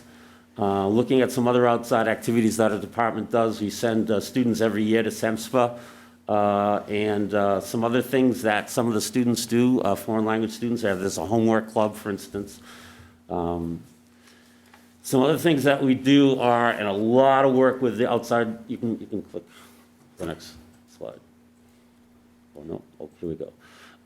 Again, beyond the classroom, the art department makes a lot of connections in terms of the community and the greater public in terms of, again, this is the quilt project. That's going to be displayed in the foyer in a couple of months, probably. Moving Mr. on. McLean, do you just mind giving us a little bit more information about the quilt projects? Because I just don't know if everyone in the community knows about it. Oh, So okay. just tell us a little bit about what's happening there. So Jen Genovese and Susan Wally, the art teachers, came up with this idea of creating a mural out of fabric and out of yarn, et cetera. So individual people were responsible for individual panels in the mural. As you can see, I think there's dozens and dozens of different panels here. So individuals were tasked with creating one portion of this bigger mural that's going to represent Carver and the community of Carver. So we got And it was people, students and teachers. students and members of the teachers, and community some people beyond the school as well. Who decide to take a square and do it. Take a square and do it, and it's huge. I don't know, it's probably like 20 by 15. It's going to be mounted again in the lobby of the high school. It's beautiful, it really is. Again, culinary does so much. This is just an example on the left-hand side there. That is the culinary team who are preparing for the Pro Start competition, which will be, I believe, in March. As you can see, Dan has been very successful over the years. State competitions, he's been first for 3 years in a row, and we actually got 5th in the country several years ago. So we have a very competitive program nationally. Maybe he should make the school committee dinner sometime. I was just going to say, we'd like It to turns into a participate. dinner On the night of a Oh, yeah. And then I can't say enough about the connection with Shane Gives Thanks. The culinary program and Dan Portalance do so much for that program, really do a lot in terms of not only directly with the food pantry, but also, again, preparing meals for individuals and families in town and supporting some of the other agencies in town, again, fire and police, et cetera. So. Any questions? Thank you, Mr. McLean. Okay, well. No, thank you very much Awesome. for presenting. You said you had the most diverse. I think you have the most fun. No, we do have fun. Actually, I really do enjoy my job. I do enjoy my job. Like, these are all the fun classes. Yeah. You're right. You're right about that. Andy? Andy raised his hand, so. Yeah, No, I have a quick question yeah, about the band and music program. yeah. Why don't we have a marching band, Why don't we have a marching band? a school band? I've been asked that several times at parades and things like that. Mhm. And we're having a Carver school marching band march in some of the parades with Plymouth and Carver. I do not know the answer to that question. We used to. Andy, the school band has marched in the parades. I'm not sure why in the past couple of years that hasn't been happening. That's something we can certainly bring back to them. The school has not, in my memory, had a competition marching band. Not saying that that's never happened, because that's a little bit different level of where the band would actually go and compete in regional competitions. I don't know if Jen, I don't know if you did when you were there. Yeah, because I was in the color guard, and we went to Hershey Park and performed. We're probably going back, not to date you. Very far back, 90s, guys. Yeah. So it's been a while since we've had a marching band that's competed. Yeah. But the marching band has participated in parades in the near future. I mean, even probably prior to COVID. So it's probably since COVID's hit that we haven't been marching in our own parades. But we'll definitely take that back to the music department. And certainly we have a pep band, you know, that. And we do have a pep band that performs at the Certainly, football games and. Okay, so, I mean, so we don't have an official quote-unquote competing marching band. We have band members that can drill to be in a parade if Yeah. they deem that the school wanted to do that. Yes. All right, thank you. You're welcome. Absolutely. Thank you very much. Thank you very much. Okay. Thank you.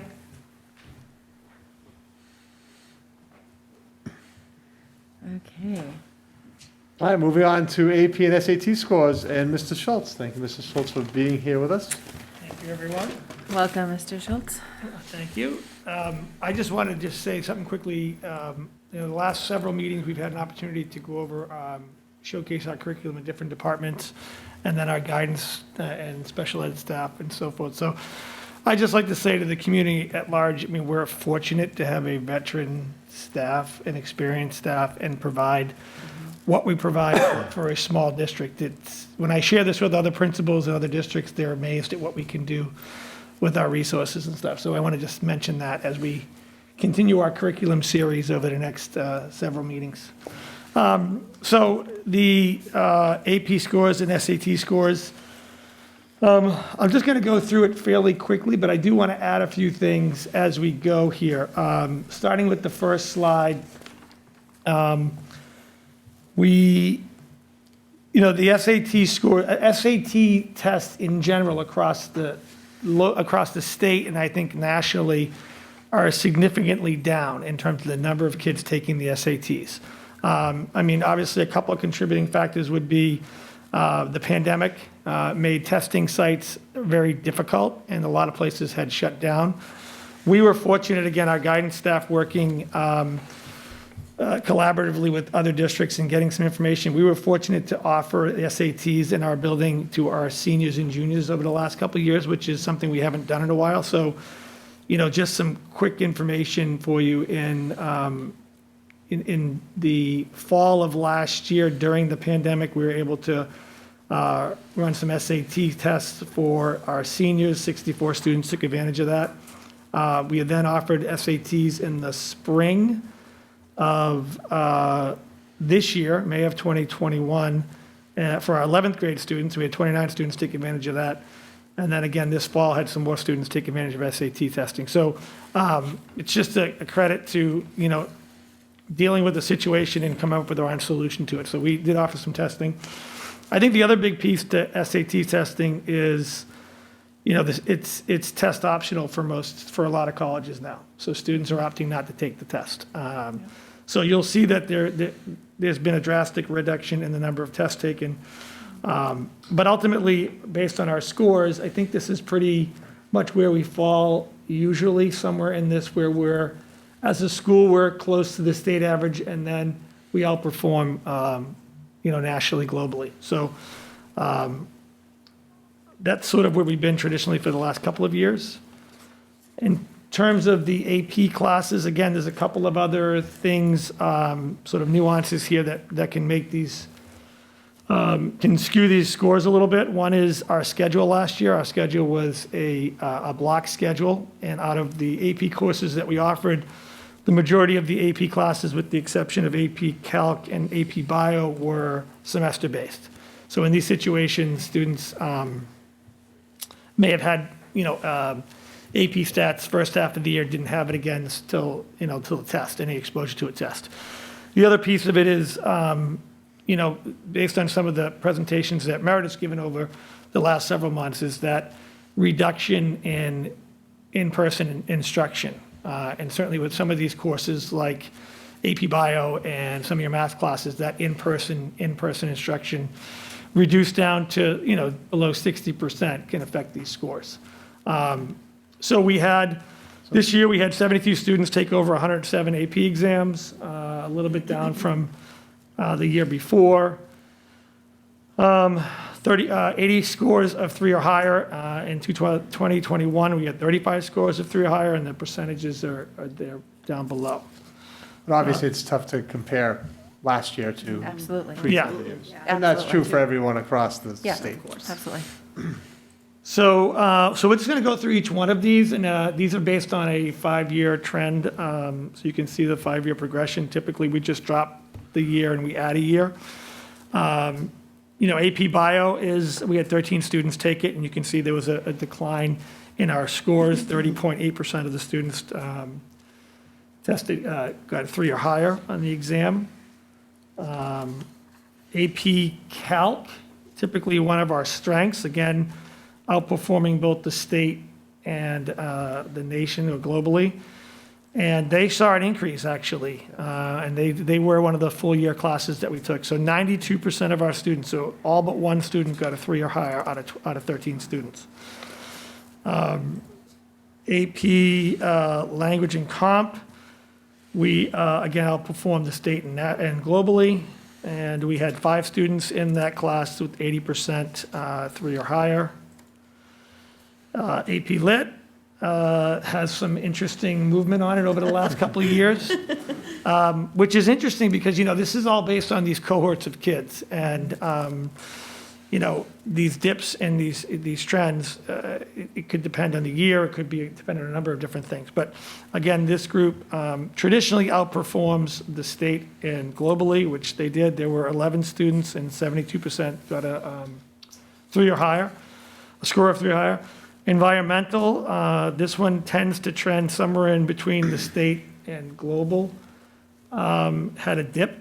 And I think, I would attribute some of that to just the lack of in-person instruction over the last year.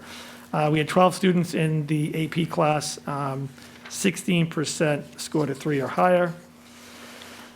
European history tends to trend higher than the state and global scores. This one had a drop, again, was one of those semester-based classes. And again, some of the semester-based classes were in the first half of the year and some were in the second half of the year.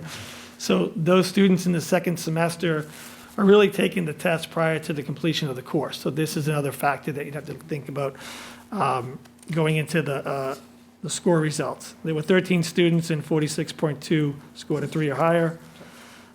Physics, this is one that we've traditionally struggled with. And at the end of the presentation, I'm just going to talk about some things we've been doing based on this information of scores over the last couple of years. But we had no students score a 3 or higher in AP Physics. That was also a semester-based class. AP Psych, another one that tends to trend below state and global scores. They had 22.2%. Rating of students scoring 3 or higher. 9 students took that course. And then statistics, 18 students took statistics, and we had no students scoring a 3 or higher. I think this is definitely one of those ones who suffered from that in-person instruction. Math's kind of tough to do over the computer, and certainly the loss of instruction is definitely hurts there. And then finally, AP US History, which has some movement as well, and it's had some It typically falls between the state and global scores. It's had some movement the last couple of years. I believe this was second semester as well for last season. So a couple of things that, the question always is, what do you do with the information when you have it? One of the things we did the last couple of years is we started doing these little mini AP workshops for the teachers, not for the students. And the mini workshops for the teachers are really putting people together in a room and talking about the way in which they teach the AP classes. And you're dealing with, a lot of the same population of students. So another issue is you have some students taking 2 or 3 AP classes, which is a heavy load. So when it comes to test time, they're testing a lot. But the concept of the AP workshops is to get the teachers together in a room to talk about strategy, talk about the style in which they teach, talk about how they grade, talk about what type of what kind of assessments you give them, what type of feedback you give. And there is definitely some disparity between the styles of teaching. Some look at it as a college-based course and they want it to be college-ready. So there's far less sort of management of homework and dealing with the small little aspects of class, and they want to put the onus on the kid and get them ready for college.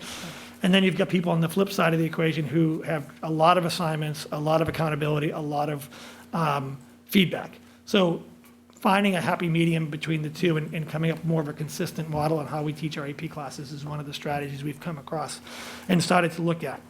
And then just basically, we do offer some AP classes that are really low enrolled. For example, AP Physics is sometimes 3 or 4. So the idea is maybe start offering these classes every other year in our rotation with the schedule and increase the number of students participating. Because for some of these classes, it is hard to run an AP class with 2 or 3 kids because some of it relies on conversation and dialogue. And a lot of it is based on, some of the labs you do. So when there's only a few kids in the room, it kind of defeats the purpose of the class a little bit. So just looking at the schedule, looking at the way we approach the classes. And then, in these workshops, we start to share resources and, there's a lot of resources and support through College Board and some of the websites that they can use. So it's just giving them time to plan and get that stuff together. So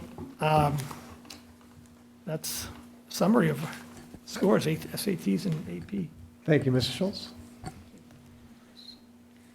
Are all of our AP offerings currently a completely separate course? I just remember once upon a time, like you mentioned, AP Physics only having 3 or 4. Once upon a time, there was you could take physics and you could select an AP option. So there was one physics class, but maybe there was 3 AP students and they had additional things that they did to kind of prepare them for the AP exam, but it was kind of combined in with the regular college prep level course. So all of our AP classes are just AP. Yeah. So they're all completely separate. Some of our honors in college prep have that combination hybrid, but AP classes are separate. It's a separate curriculum.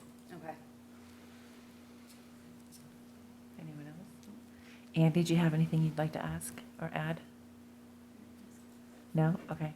Thank you very much, Mr. Schultz, for presenting. I appreciate it. Thank you, Mr. Schultz. Thank you. All right, next up we have a very brief update on Pathways. Just a couple of things going on in Pathways. And Meredith, do you want me to pull up the website or the at-a-glance first? Maybe the at-a-glance, if that's okay. Yep. So we just wanted to start doing for every meeting, just a quick update on Pathways, something that we've done in the past, and we've taken a little bit of a break this year. So we have obviously started our inaugural year with our manufacturing engineering technology program being designated an innovation pathway from the state. And just a quick reminder about that criteria. There's a 2-part application process. If you make it through the first, you're invited into the second. And the state has a bunch of different requirements where they want to make sure that you are providing experiences for students, whether they are college-bound or career-bound, that are rigorous and relevant. And so, as a reminder of what that is, I just kind of put this little at-a-glance together.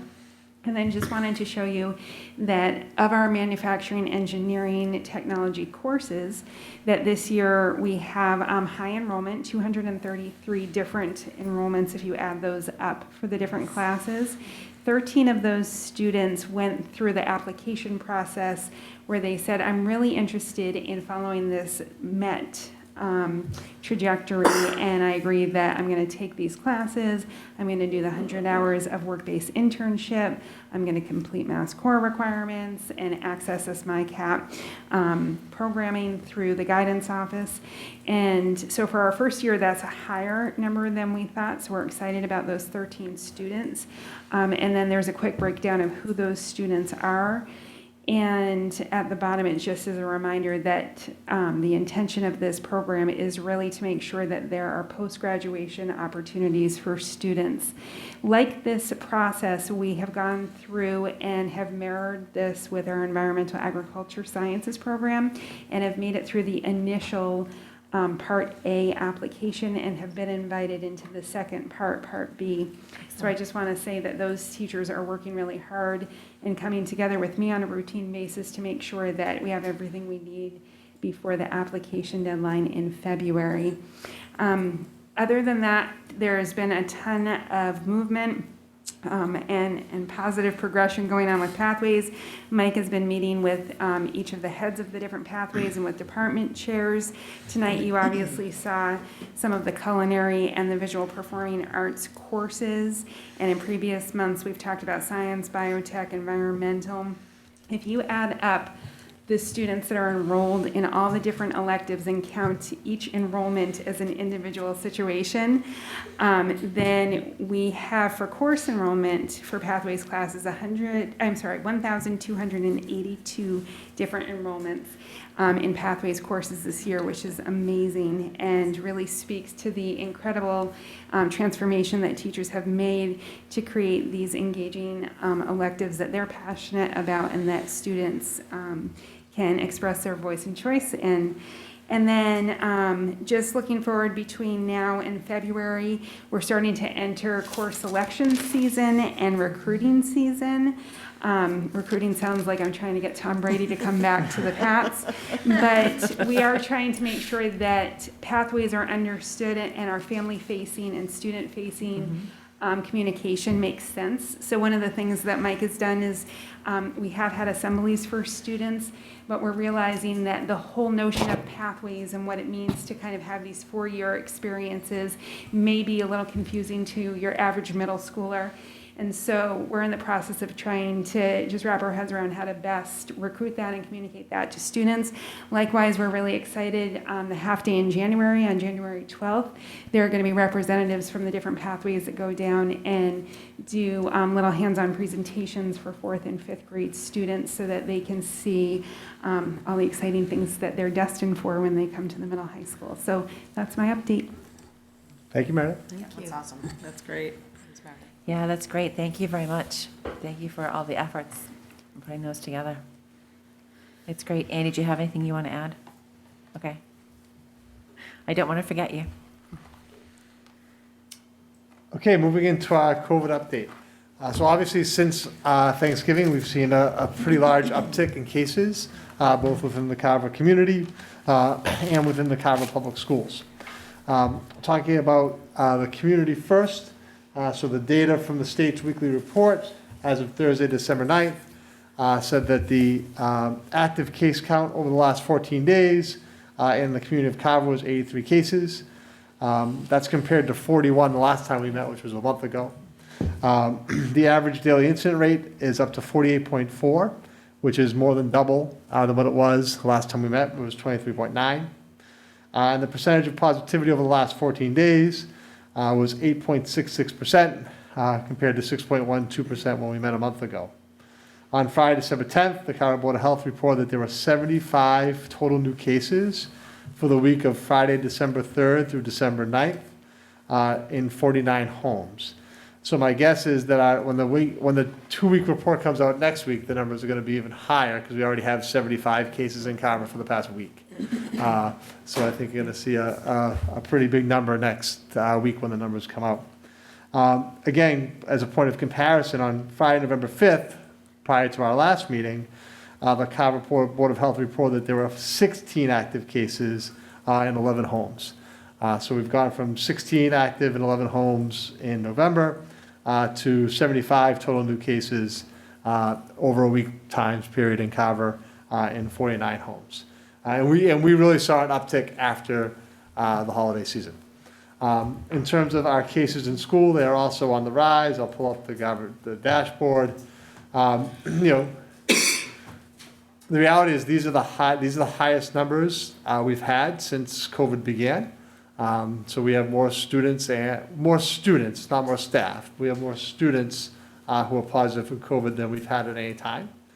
So as of today, December 13th, we have 13 active students at the elementary school, 24 students in quarantine or isolation from exposure either at home, most likely, because if their exposure was in school, they have the opportunity to participate in test and stay. And, obviously they have the choice to quarantine as well. So a student who's a close member, if we remember the protocols and the procedures, and when this can go back, maybe we'll touch on the question that came up earlier in the meeting.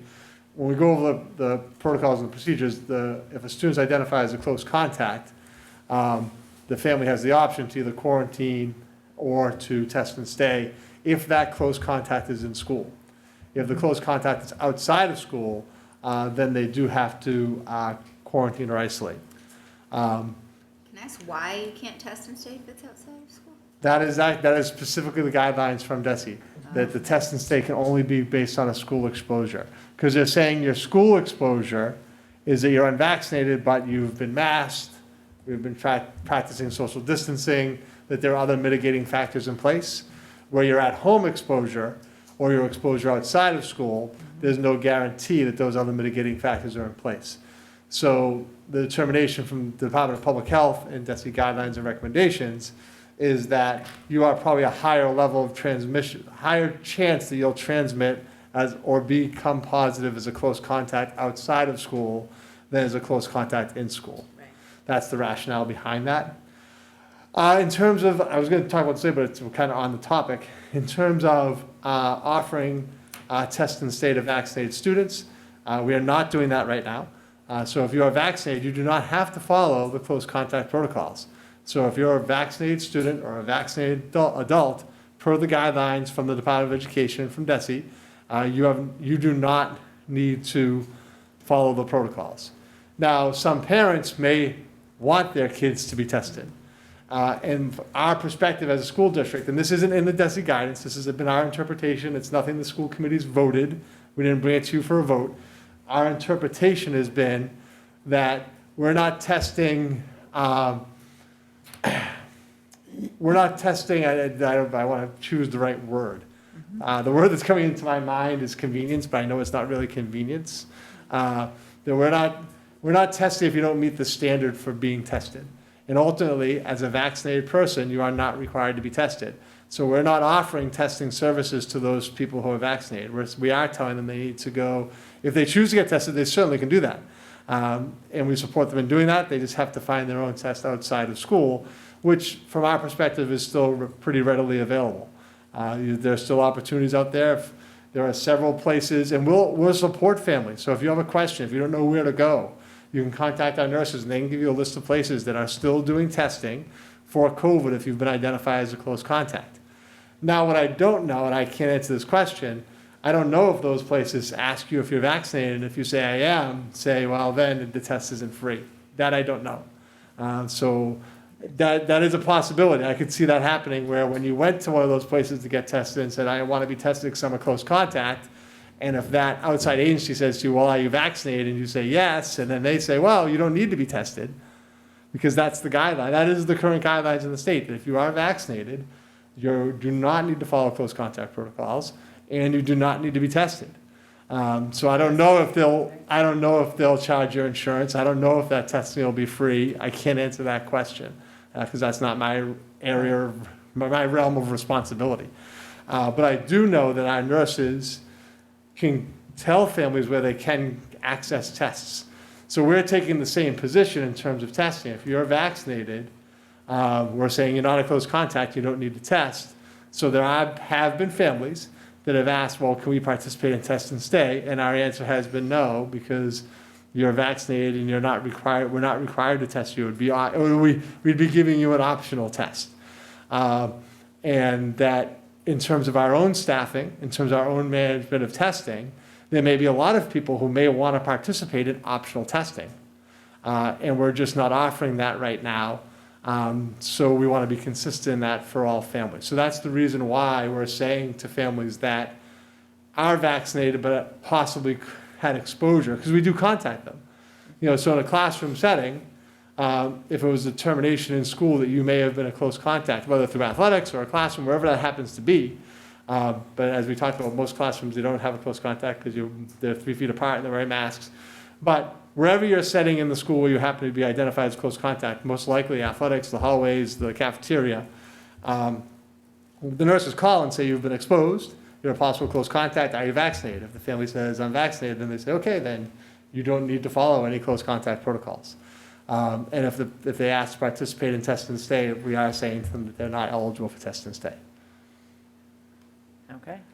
Just as a point of reference, even if a child is vaccinated, they're still wearing a mask, right? Because we haven't proposed. Correct. All of our students are still wearing masks. Right, because you have to reach the 80% Right. percentage and then petition DESE and all that. So my thought is just that, so here they are vaccinated and they're still wearing a mask, so I don't know, it seems like there's extra protection. And that's why it goes back to why we allow students who are identified as close contacts in school to test and stay, Right. but we don't allow people who are close contacts outside of school to test and stay. They have to isolate and quarantine because those same mitigating factors like the mask and the social distancing aren't in place. So going back to the numbers, the students with an active case, we have 13 at the elementary school with 24 quarantined or isolated. I would actually say, I don't have a number on this. My sense is a good percentage of that is of those 24 isolates and quarantines are actually from at-home exposures and not due as a result of our 13 active cases. Then we do have 10 students who are test and stay who clearly are close contacts to those active cases currently. And that's why they're in the test and stay protocol. At the middle high school, we have 23 active students, 17 in quarantine or isolation, 12 students in test and stay, and we have 2 employees with a positive status. At the elementary school, we had 3 employees. And then district-wide, we have 2 employees. So if we look at our current active positive case in the district, 13 and 3, 16, I'm doing my math out loud, 16 and 23 is 39, and then 2 is 41, and 2 more is 43. So there are currently 43 active staff or students. Last year at this time, that is the 43 active cases is currently the highest we've had. And last year at this time, following the old rules and protocols and procedures, with 43 active cases, we'd probably have at least over 100 close contacts, maybe 150 close contacts, and people wouldn't be in school. And our staffing would be limited. We got in that situation last year in January where we said, based on the number of people identified as close contacts and the number of people who are out, we went remote for a week at the middle high school. So the guidelines and the protocols in place are helpful to us. I really can't give a number on how many of those cases are tied to outside and how many are tied to school, because in the end, it's really hard to know that direct answer of, where the case originating. So in terms of our numbers being on the rise, this is what I did want to talk about a little bit in terms of what are we doing differently since our numbers are on the rise. And we were concerned about this a little bit. So obviously we're continuing our contact tracing, but one piece we've added is we have added the pool testing for athletics at the middle high school. So we are requiring all of our winter sports teams to pool test on Wednesdays with our staff. And we've put that in place because we were concerned that we might see a rise in the winter. And then also, our athletes they're in close contact with each other. That's the reality of it, even though they're still wearing masks. So right now the guideline is that the winter sports teams have to wear masks while they're inside, which all the winter sports are inside, so they're wearing masks for games and for practices. And that's in place and consistent with the state's current position through January 15th. But even with that, we felt that that was a group we should be pool testing. So we did make it mandatory to participate in winter sports. So that pool testing is happening on Wednesdays. We have a large number of our staff participating in the pool testing. We have all of our athletes at the middle high school, 8 through 12, participating in pool testing. And obviously, we're continuing with our contact tracing. What I will say is there's not necessarily evidence of widespread community spread. So when we look at these cases, it's not 8 kids in one class. It's actually, which I don't know, I think that's good. I don't know, I don't know if that's good or bad, because that means it's really kind of spread out throughout the whole school community, so it's kind of in a lot of places. But we're not seeing like one particular class be hard hit. So I do think that is a positive. We haven't gotten to a situation where we've had to say, based on a number of students in that classroom, that we have a concern and might have to consider looking at some other options for that classroom based on a number of students who are positive or the number of students who are close contacts. Though it's a lot of cases, it is kind of spread out. And then, obviously going forward, there's a concern of what the next holiday break will bring. But overall, right now, these numbers, while not good, are manageable. Because if you still look at the overall percentages, it's still about 5% of our student population at the elementary school is in some sort of a COVID scenario. But that means 95% of our students at the elementary school are not in some sort of COVID scenario. Same thing at the middle high school. A little higher there, it's probably closer to 7%, doing my quick math on the numbers. So about 7% of our students at the middle high school are in some sort of COVID scenario right now. But then again, that means 93% of our students at the middle high school are not in some sort of COVID scenario. So though these numbers are not great, from the school district's perspective at this time, these are certainly manageable. Where last year, when we got to that point of taking the week where we went remote, our number is well over 10% of students and staff. And obviously our staffing number just hasn't had the same impact because the vaccination rate amongst our staff is very high. Obviously there's breakthrough cases. We all know that in the community there's breakthrough cases. Yeah. But the staff's vaccination rate is high, so the impact on the staff is not as high as it is amongst the students. So that's kind of my summary in terms of where we stand in regards to COVID at this time. Okay. I don't know if there's any questions Anyone have or any questions or comments or anything. Andy, do you have anything? I just thank you for the update. I understand everything. I understand the situation. Thank you. All right, moving on to upcoming events. I know it's been a little bit of a long evening, and we have several things to go through.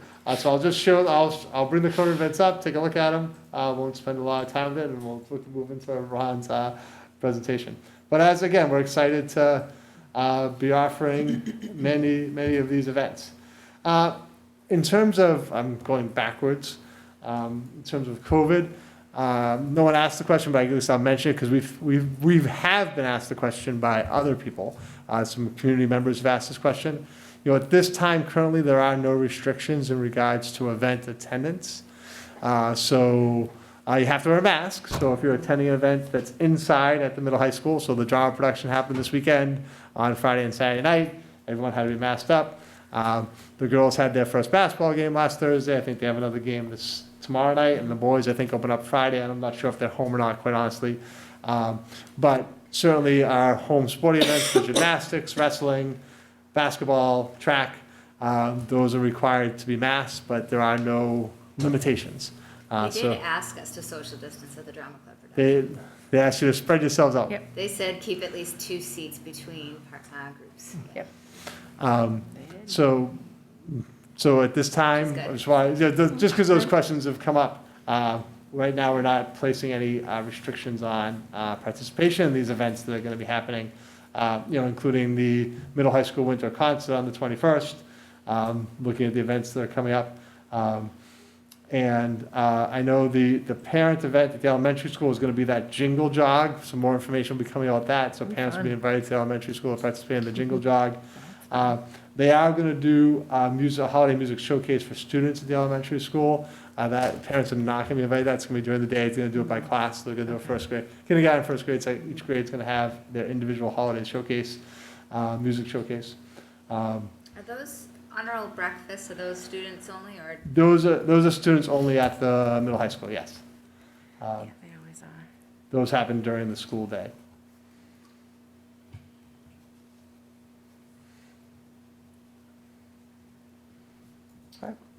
So if everybody's ready, we'll move on. We'll move to Ron and the capital plan presentation. Everybody ready? Yes. Can hardly wait. At 9:30, right? Yeah. I'll try to be brief with your time. Thank you, everyone. Welcome. So what you have in front of you today, this evening, is an update to your capital improvement plans, a 5-year outlook. What I'll do is try to quickly give you a high-level summary. We'll kind of click through as we go. There's really 3 categories of this work: facilities and equipment, transportation, and technology. For each of those categories, I'll take just a minute to give you an executive summary, some highlights about the 5-year trajectory there, and then we'll drill down to the FY23 proposals and give you some more detail on each proposal. I'll share with you 2 points of context to orient you to the document in general. The first is that a lot of work went in this fall to take a hard look at our educational blueprint and make sure that our capital improvement plan was really connected to the mission, the vision, and the educational blueprint for the district. Do you mind just getting on the mic a little more? Oh, sorry. We've had a couple. Is that better? At home saying they can't hear you well on the mic. How's that? I think that's better. Sorry. We'll say it's better. All right. I've Thank got a you. response. Yeah, so we spent a lot of energy this fall just to make sure that our capital improvement plan was really well connected to our mission, vision, and our educational blueprint for the school district, and that each of the proposals in each of those categories really connect to the important threads of the blueprint for the school district. So what I'll do for my presentation, I'll give you an overview of each category and then maybe open it up to questions that way so that we can kind of keep a flow to it, but then have some time for questions. So the first category is facilities and equipment. We operate 4 major facilities, obviously the 2 schools, an administration building, and then the transportation depot. We are really fortunate to have an incredibly new, beautiful, state-of-the-art elementary school. And so you'll see the large majority, the lion's share of our facilities and equipment focused on the middle high school. And the rationale there is really simple. Our goal is to extend the useful life of that building, maintain the bones of the facility, if you will, but over the next several years, put a lot of investment into FF&E, the furniture, fixtures, and equipment that our students and our staff use every day. One major theme there is our innovations pathways, and Mr. Principal Schultz talked a lot about recently, and you've heard on your presentations. And so a big theme in our facilities and equipment component of the capital plan is some investments in each of those pathways year after year. So we'll talk a little bit about those. So on your next page, you just see the executive level summary. It outlines 5 years. You can see those hyperlinks for FY23, and those are the ones we'll spend some energy and time on this evening. Your first proposal is a classroom modernization plan. That's new to Carver this year. And the goal of the proposal is really quite simple. The intention is to try to create a cycle of modernization of each of the classrooms in your middle high school facility. Again, the bones of that structure are really good, but the interior of the facility is getting dated, and it's an opportunity to really invest in the educational equipment, materials that kiddos and staff are using, and bring that up to 21st century standards. It's a low-cost, high-impact investment. It helps us forego any major renovations or major building projects in the near future. Proposal 2 is middle high school auditorium stage lighting and AV control room. You'll start to see a theme here. They're all connected to our middle high school. This is a continuation of investment on your auditorium with the intention of upgrading your stage lighting to support your visual arts, performing arts programming. Again, low cost, high impact, allows your students to be able to use some of the more state-of-the-art lighting equipment with the intention of bringing all of that audio and visual into a small AV booth, if you will, control program booth. The third proposal connects to what Mr. McLean was talking a lot about today. We've got an incredible culinary arts program. It's award-winning. and they do brilliant work with facilities that really do need an update. We spent a lot of energy over the past several months trying to do some exploration as to what the ultimate goal, what the ultimate vision for that space could look like. We went out and visited different schools in the area, different programs in the area. We contracted with an architectural firm to start taking a look at some schematic design.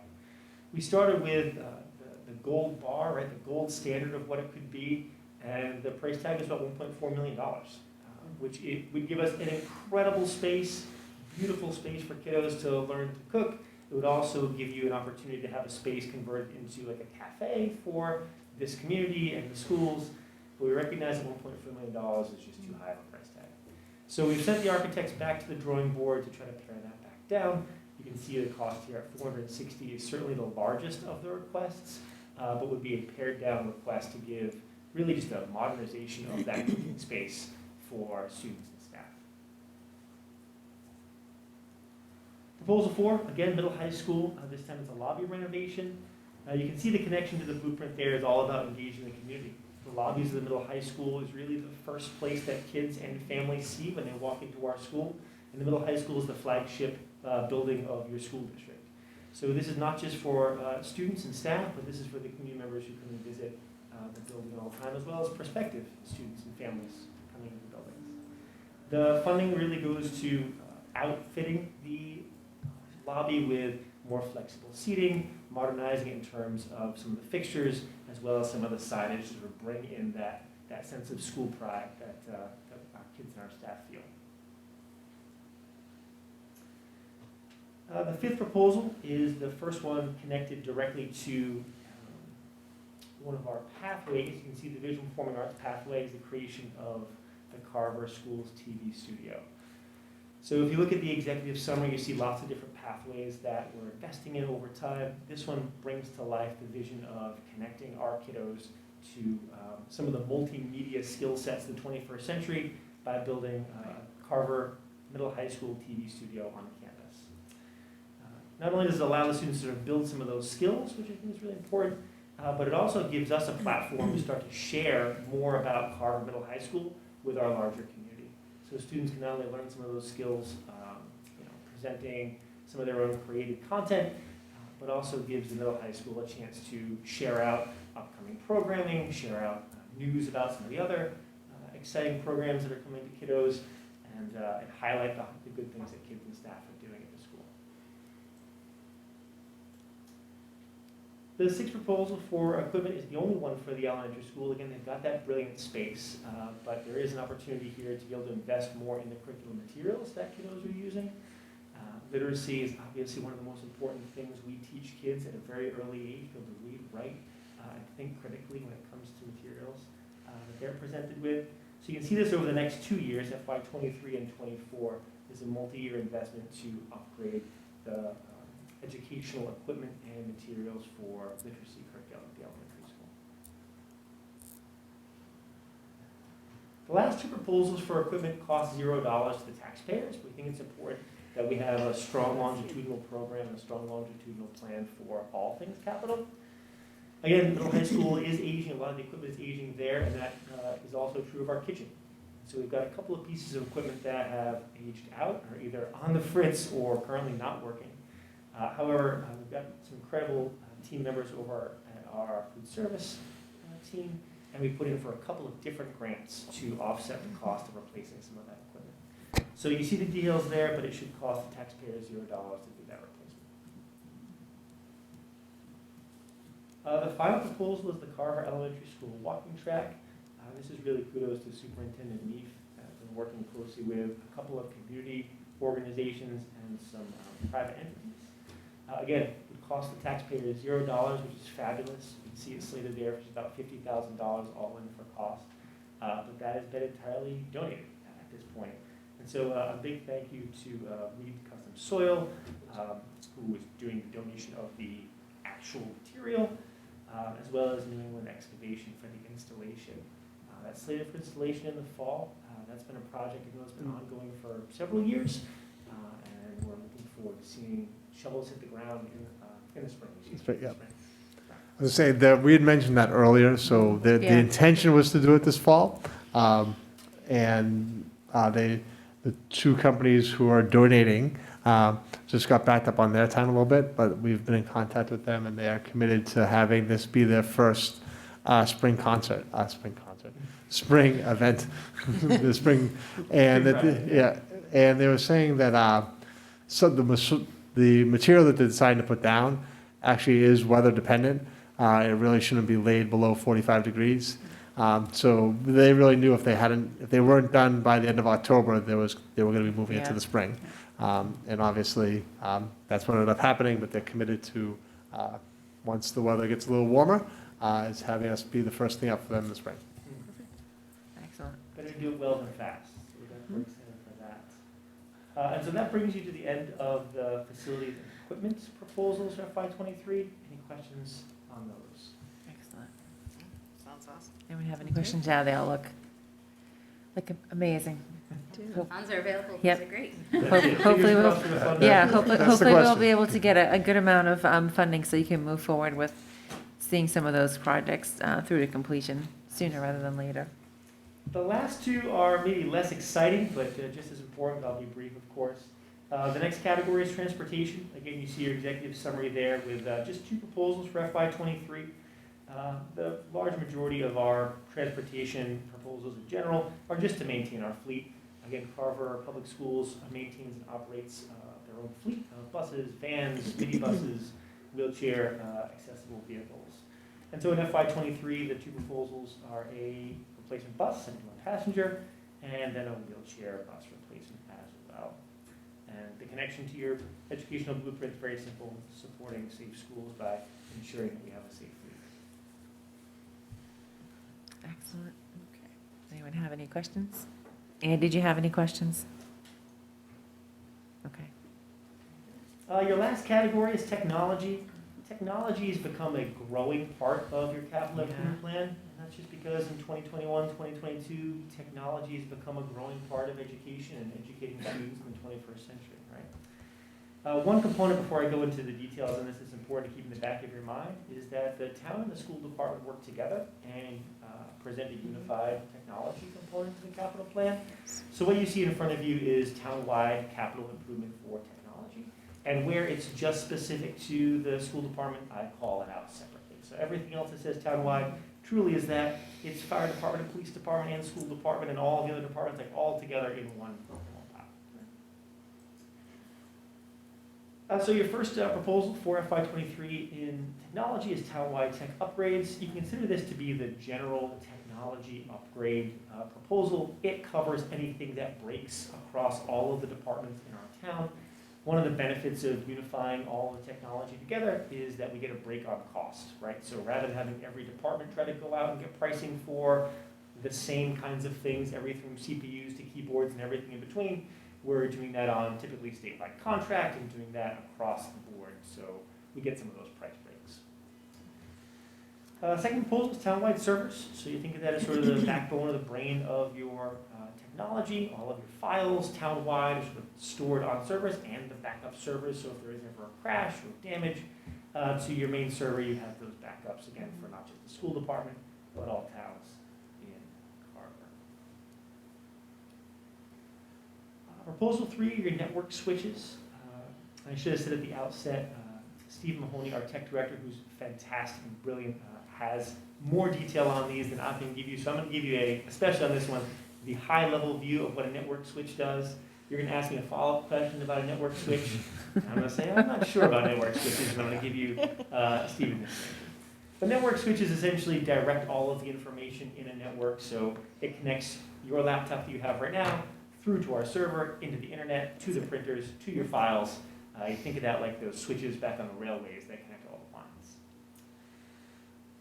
Proposal 4 is townwide 2G connection. So the town of Carver is set up on a fiber optic ring that all of that information travels on, and the proposal there for FY23 and each subsequent year, frankly, is just the maintenance of that service to our community. Proposal 5 is copiers. Not super exciting, I realize, but very important. We're just finishing up the negotiation for your lease for all copiers. It refreshes the copiers, again, not just in the school department, in all departments in I'm proud of proposal number 6, which is the Chromebook devices. So you may have remembered back in the fall, I mentioned that Steve and myself, thanks to Gina as well, did a lot of work at the very end of the last school year to put in a grant, and we were awarded a grant for just about $365,000. That's going to offset our capital request for Chromebooks for the next 3 years. Excellent. So you see them in there. That's, again, still part of our longitudinal proactive planning, but it's free to the taxpayers of Carver, which we're excited about. Absolutely. Proposal 7 and 8, those are specific just to the school departments. And so we'll start with the elementary school. That brand new building is fantastic. It's got about $1.2 million in technology in it. As I'm sure you can appreciate, technology has a limited shelf life. For good or for bad, most technology has about a 5 to 7 year useful lifespan. And so it's now time to start thinking about the refresh and recycle of some of those equipment. And the first that is on the refresh list is the set of laptops for staffing. The proposal here would be to split that cost over 2 years, FY23 and FY24, which would make it a little easier to absorb in terms of the capital plan, and easier, frankly, for Steve and his team to be able to roll out new equipment for staff. Proposal 8, Carver Middle High School. Currently about 2/3 of the way through implementation of touchscreens. They replace some of the projectors that you have at the middle high school. They do them at a departmental level, and FY23 is the next year in that iteration. I tried to be as brief as I could. 9:40. We have there a full summary of all things capital. As you look at that summary, you will notice there are going to be some items that, instead of having a full dollar amount, say something like 40K or 50K. That just shows you that that is an amount that's being either donated or a grant has been written for it. So it articulates that that's still part of our plan. It's an important part of the plan, but that it's not rolled up into the total amount or the total request for appropriation. Click the stop loss. Any questions for me on all things capital? Just a quick question, and you may or may not be able to answer this. You gave the 5 to 10 refresh rate on the schools, but what is the town's 5? Do they have a 5 to 10 year refresh rate as well, or is it just when it breaks, we replace it? It's both. Okay. So typically with CPUs, and this is the 10,000 foot view, typically with CPUs it's still on that refresh as well. So you see technology proposal 1, that townwide technology upgrades, that's usually in there for CPUs. Okay. And then everything else really is going to be ad hoc as needed. And the only piece I'd add on to that would say that obviously at the elementary school, everything was new at the same time. So now we're trying to break that cost out a little bit over time, where, or looking back at the other departments, it didn't all come new at the same time. Anyone else have anything? Andy, do you have anything? No? Anyone? Thank you for that very succinct, very detailed presentation. Yeah, so we would make a recommendation to have a motion to approve the capital plan as presented, so it could go forward to the capital outlay committee and start that process of making the determination of where it's going to end up. We realize that we're asking for a large amount. I think the total roll-up is close to 1.34 million. That's probably not realistically what the capital outlay is going to give to the school department. So we might have to make some decisions in terms of prioritizations as we go through the process. But we'd love to start by having a school committee vote to support. That would be our recommendation to support the FY23 requests. Absolutely. Looks like Andy has unmuted himself. Yeah, I'll make a motion to approve the capital plan as presented. I'll second. Okay, we have a motion and a second. Is there any further discussion? Okay, again, this is going to be a roll call vote. Andy, do you want to start? Andy Conrelli, aye. Kelly Nemi, aye. Jennifer Pratt, aye. Colleen Zanuski, aye. Stephanie Clarity, aye. Thank you very much. You're welcome. Thank So you. we'll continue on with Ron for the FY22 budget transfers and financial update. Want to pull the transfers first? Transfers first? Okay. You don't have too much on your transfers in FY22. You're just about at the end of your second financial quarter. What you've got on your transfers are a couple of highlights here. The first is just a category shift. You've got one FTE that's shifted categories from elementary over to SPED. And so you see a 1-for-1 shift there. The second major shift at $16,082.24. Again, that's a service shift from the private to public sectors when it comes to out-of-district services. Again, that's a one-to-one shift there.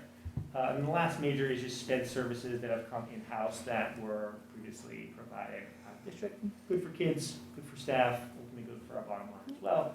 So you see the shift there from out-of-district costs to in-house sped costs.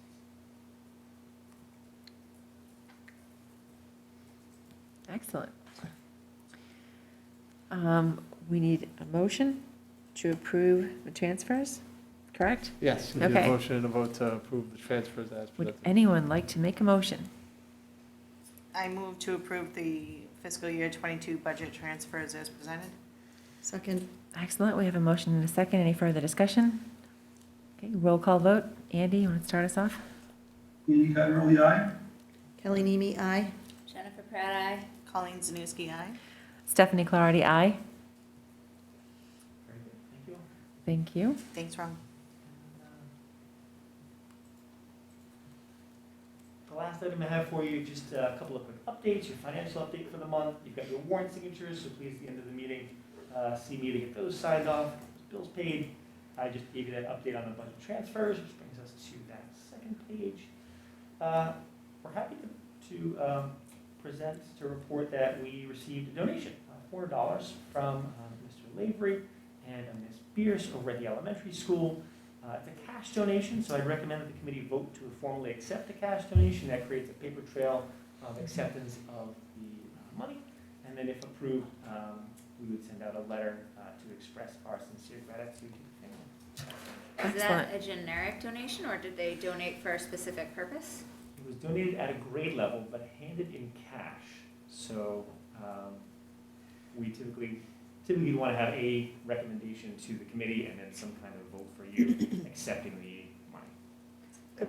And we spoke to the family, and they were very generous in saying, we want you to keep this cash. We want to make a cash donation to this grade level to support the curriculum of this grade level. Okay, excellent. And we said, okay. Which grade level is it? It was kindergarten. Oh, excellent. Excellent. Yeah, great. All right, would someone like to make a motion? I'll make a motion to accept the cash donation. Of, $400. Of $400. I'll second. All right, we have a motion and a second. Roll call vote. Andy? Andy Cotterelli, aye. Kelly Mimi, aye. Jennifer Pratt, aye. Colleen Zanuski, aye. Stephanie Clarity, aye. Thank you very much for that process. Thank you. A couple other quick updates. One more that needs your votes. Student activity accounts. We request the approval to formally create a Carver Middle High School manufacturing, engineering, and technology student activity account. They're actually creating some cool holiday gifts using their high-tech equipment, 3D printers, and a new CNC machine. And they'd like to collect this money and then use those resources to support the program. You see the information there in front of you regarding the activity account. I also included a link to their holiday catalog if you're feeling interested in getting some holiday gifts. I will take a minute to show those. Very exciting. Yeah, that's cool. You must be so excited about that. That is a Carver Crusaders So they're Christmas making, tree ornament. I want one. so they're making, they're making a cutting board and a Spotify chain. The Spotify chain would have yours, $10, you can add a song to it, so it would be Very real. cool. That's very cool. They're doing, they are doing ornaments. There's your Christmas tree ornaments. You have a Crusader ornament, a snowman ornament, and a wolf ornament. Nice. Which these are all been student designed, and the students are producing them. And then they also have some games, actually. So Puzzle a Day and Christmas Scrabble sign. Excellent. So if you're struggling with what to get someone for Christmas, There you go. There we And go. we will, Tech department. this is out on the website, yes? Meredith? Sheeta, it should be? It was sent out to middle high school staff, I'm not sure. Are we at that level? Yeah, I don't believe that it's been a public. So I shouldn't be sharing it all right now? You're gonna order all these things? Right? They might be a little overwhelmed with the volume, right? The school committee can order. Yeah, right. You can definitely share that it's I happening. can see David Witter right now sitting in his house, just shaking his Right? Hey, we were- we He's were- going to get flooded tomorrow. We were excited about what they were doing. There's a link in the presentation. Let's pull that up. Saruda, I want. Oh, that's exciting.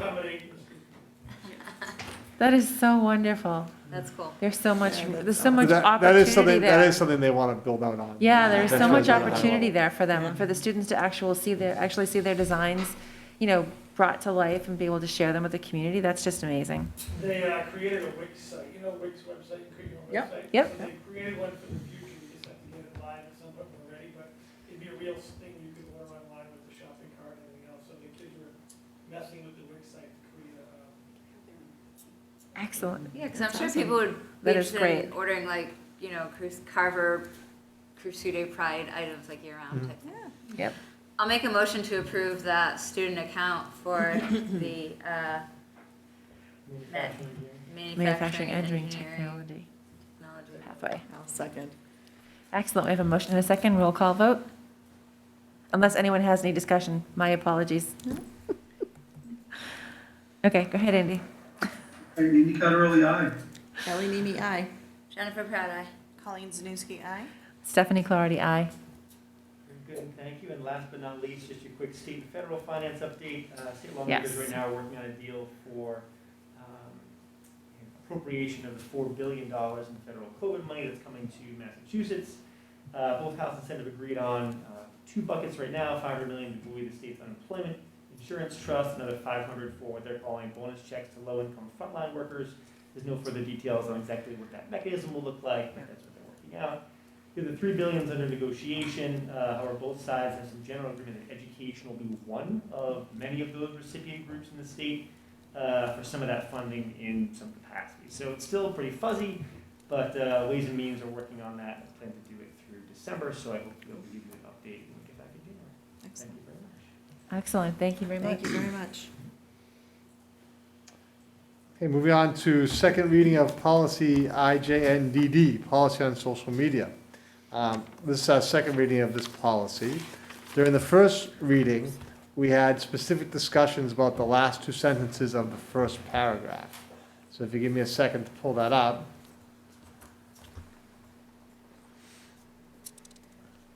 So last time around, this was, the sentence is, a staff member's conduct in the social media area may be viewed as an extension of workplace behavior. Therefore, online behavior by staff members and school community members should meet the same standard as those used for face-to-face communications at the Carver Public Schools. And based on our discussion last time, we did have a meeting of the policy subcommittee since our last meeting, and the policy subcommittee actually voted to strike those two sentences. So the proposed policy tonight for a second reading is to move forward on the policy. The recommendation is to vote approval of this policy with those two sentences being struck. Andy, did you have anything you want to add? I see that you unmuted yourself. Oh, I just never muted myself again. Okay. Okay. Super quiet. No problem. Thankfully, Well, I mean, I think it's all pretty self-explanatory, so everything we talked about last time. And it just kind of gives the flavor of what we want for a social media policy without being seen as too punitive for personal use on social media. And that's pretty much what was reflected. Yeah, so the recommendation is to vote approval of this policy this evening. All right, so with that, would anyone like to make a motion? I move to approve policy IJNDD, policy on social media as presented this evening. Second. Excellent, we have a motion and a second. Do we have any further discussion? Okay, with that, a roll call vote. Andy Cotterelli, aye. Kelly Mimi, aye. Jennifer Proud Eye. Colleen Zanuski, aye.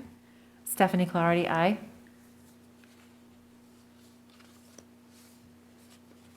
Okay, moving on to our first reading of policy BIBA, school committee conferences, conventions, and workshops.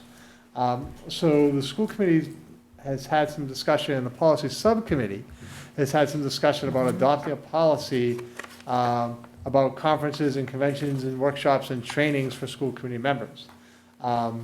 So the Mass Association of School Committees does have a draft model policy for this concept. And then we did some research on a couple of districts that had a similar type of policy. Most of the other policies we looked at were actually derived from the Mass Association of School Committees policy. You know, there were some small variations. And ours has a little bit of a variation from the Mass Association of School Committees policy. I will note that in number 7, there is a typo. So all new committee members will participate, not are touched to come up in charting the course. Great job, Scott. Offered by the Massachusetts of School Committees. Where this deviates from the policy recommended by the Massachusetts Association of School Committees is actually, we just added 5, 6, and 7. So 1 through 4 is in, if you went to the website, you would see that policy pretty much is written. Then we add number 5, during reorganization, the committee will identify desired trainings for the committee for the next school year. So almost, put it on the agenda to have a yearly discussion of what type of trainings might be important for the school committee to undergo over the next year. The committee will participate in all required state and federal trainings. Obviously, that's a little bit redundant because they're required trainings, and we've thought specifically about like the state ethics training. So, for example, this is a state ethics training year. So if you haven't recently completed the state ethics training, we're going to be contacting you to do that in the next couple months. And that's for all of our staff within the Carver Public Schools. And then all new, this wasn't explicitly spelled out, but we felt, and this is the history. My knowledge is that everyone who's been joined the school committee has taken charting the course. But the recommendation of the policy subcommittee was to actually add that in as part of the policy, that all new committee members will participate in charting the course offered by the Massachusetts School Committees. Otherwise, this is the committee, the policy is pretty consistent with the recommendations from Maskey. And then I'll open it up to questions to the members of the policy subcommittee or to myself. And this is the first reading, no recommendation. We'll be looking at revisions and bringing it back in January for a second reading. Anyone? I have a question / comment. Oh, first of all, number 4 also has a typo Does it? on when. Oh, I see it, yeah. I just see it now. So I know some school committees in neighboring towns have done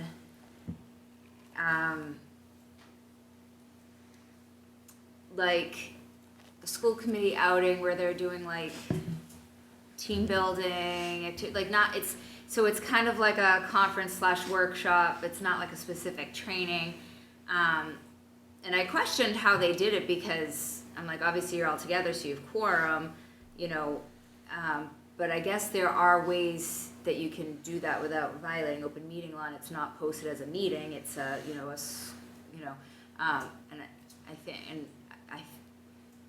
would have to check, but they've done like weekend things and different things like that. I can address that a little bit. Yeah. So the follow up of that was, one, I'm kind of interested in potentially bringing something like that to us because I feel like as a committee it would be nice to do something to make us more cohesive. But I wonder if something like that should be addressed in this, like if we were to decide to do that here, just because it kind of fits. Like if there needs to be something outlined for that, and I don't know if that's sort of the question or comment. So we haven't done it recently.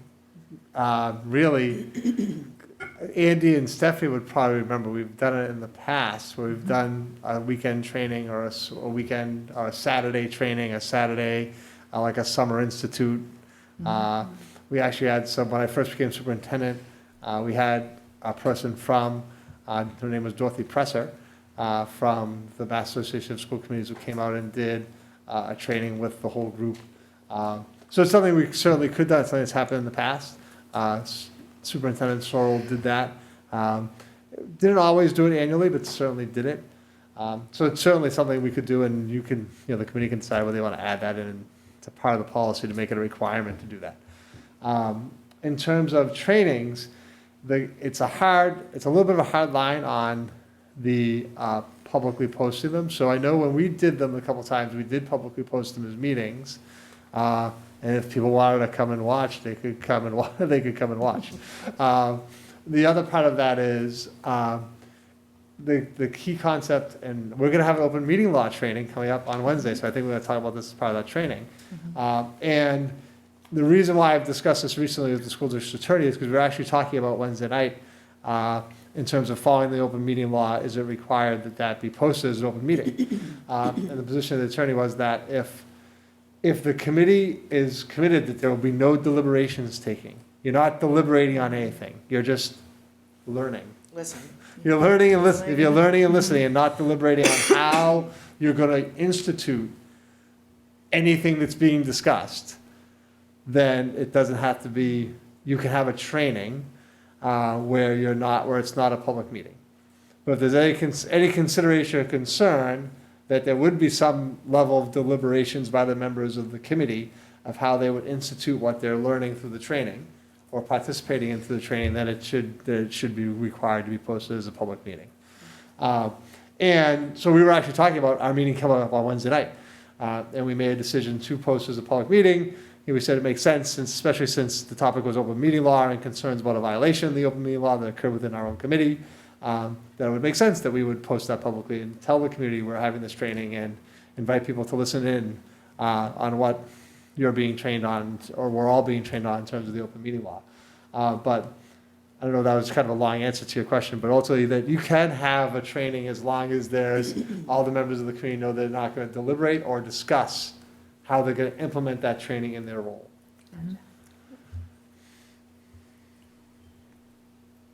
Yeah, I think we had talked about doing something right before COVID. We did, and That was the plan, and then the pandemic happened, so we didn't end up moving forward with it. So I think that was, right before, I think you came on.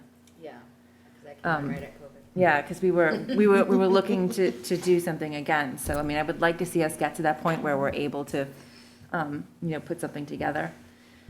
I mean, there are also some, other opportunities for us to attend some events in the spring as a committee, like Day on the Hill. They're hoping to happen in person in April. So I know it's during the day, but it's a great opportunity for, committees to go to the State House, meet other committees and state representatives and senators and whatnot. So.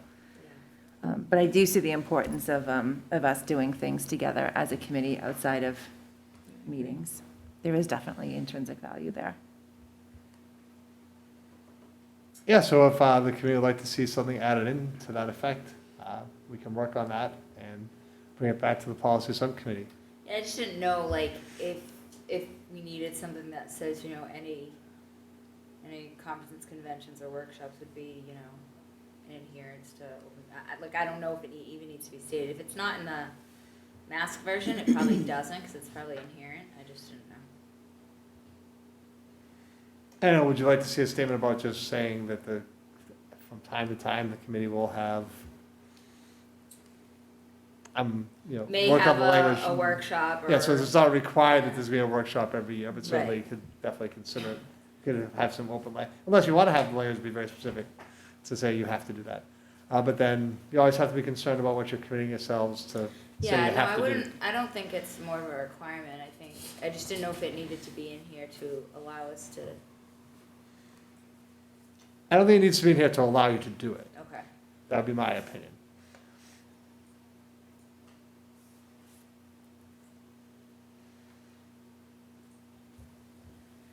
Yeah, I think this would cover it, but it's certainly something we can talk about. I mean, because if it, like you said, I'm sure if it was a requirement, it would be in there, because this is, based off something that Mask put together, so. But we can certainly talk about it. Yeah, we'll bring that back to at the our policy next meeting, subcommittee and so talk about it. Thank you for the feedback. Anything else on this policy? Okay, great. All right. Our final agenda item, school calendar revisions. Yes. Maybe I should have put this at the beginning of the meeting, because this is really a public service announcement more than anything else. It is? But the school, well, hopefully there's still a lot of people will be watching on Area 58 later on when it gets replaced. When we had the 3 days, the cancellation during the storm, we lost a half day. So we're actually building a half day at the elementary school back into the calendar on January 24th So Actually, te- 25th. That's right, it's not The 24th is there twice. 25th. 20, is that today's 25th? Let's check the calendar. And on the calendar, the 24th is listed twice if you pull the calendar. Oh, on the It regular is, calendar, yeah. it's listed twice? It is. Yeah. Yeah. So unless looking you're at- planning Groundhog Day early. Sounds We good could. to me. So we'll go with the Did 25th. it- So the 25th of January will be, I can't remember who, but one of the admins at the elementary school had sent out an email, so I already have it in my. so the revised calendar would be the 25th. Tuesday. Tuesday, the Maybe it was 25th, good be a that half it's day at the happening elementary at the school. meeting. And then I just wanted to point out to people that with the 3 days and the addition of the Juneteenth holiday, because Juneteenth now falls on a Sunday, which is going to be celebrated on Monday the 20th. So Monday the 20th is a state holiday. And then our regularly scheduled last day of school was the 17th. So now we have to push it back 3 days. So that brings the last day of school to June 23rd without any additional snow days.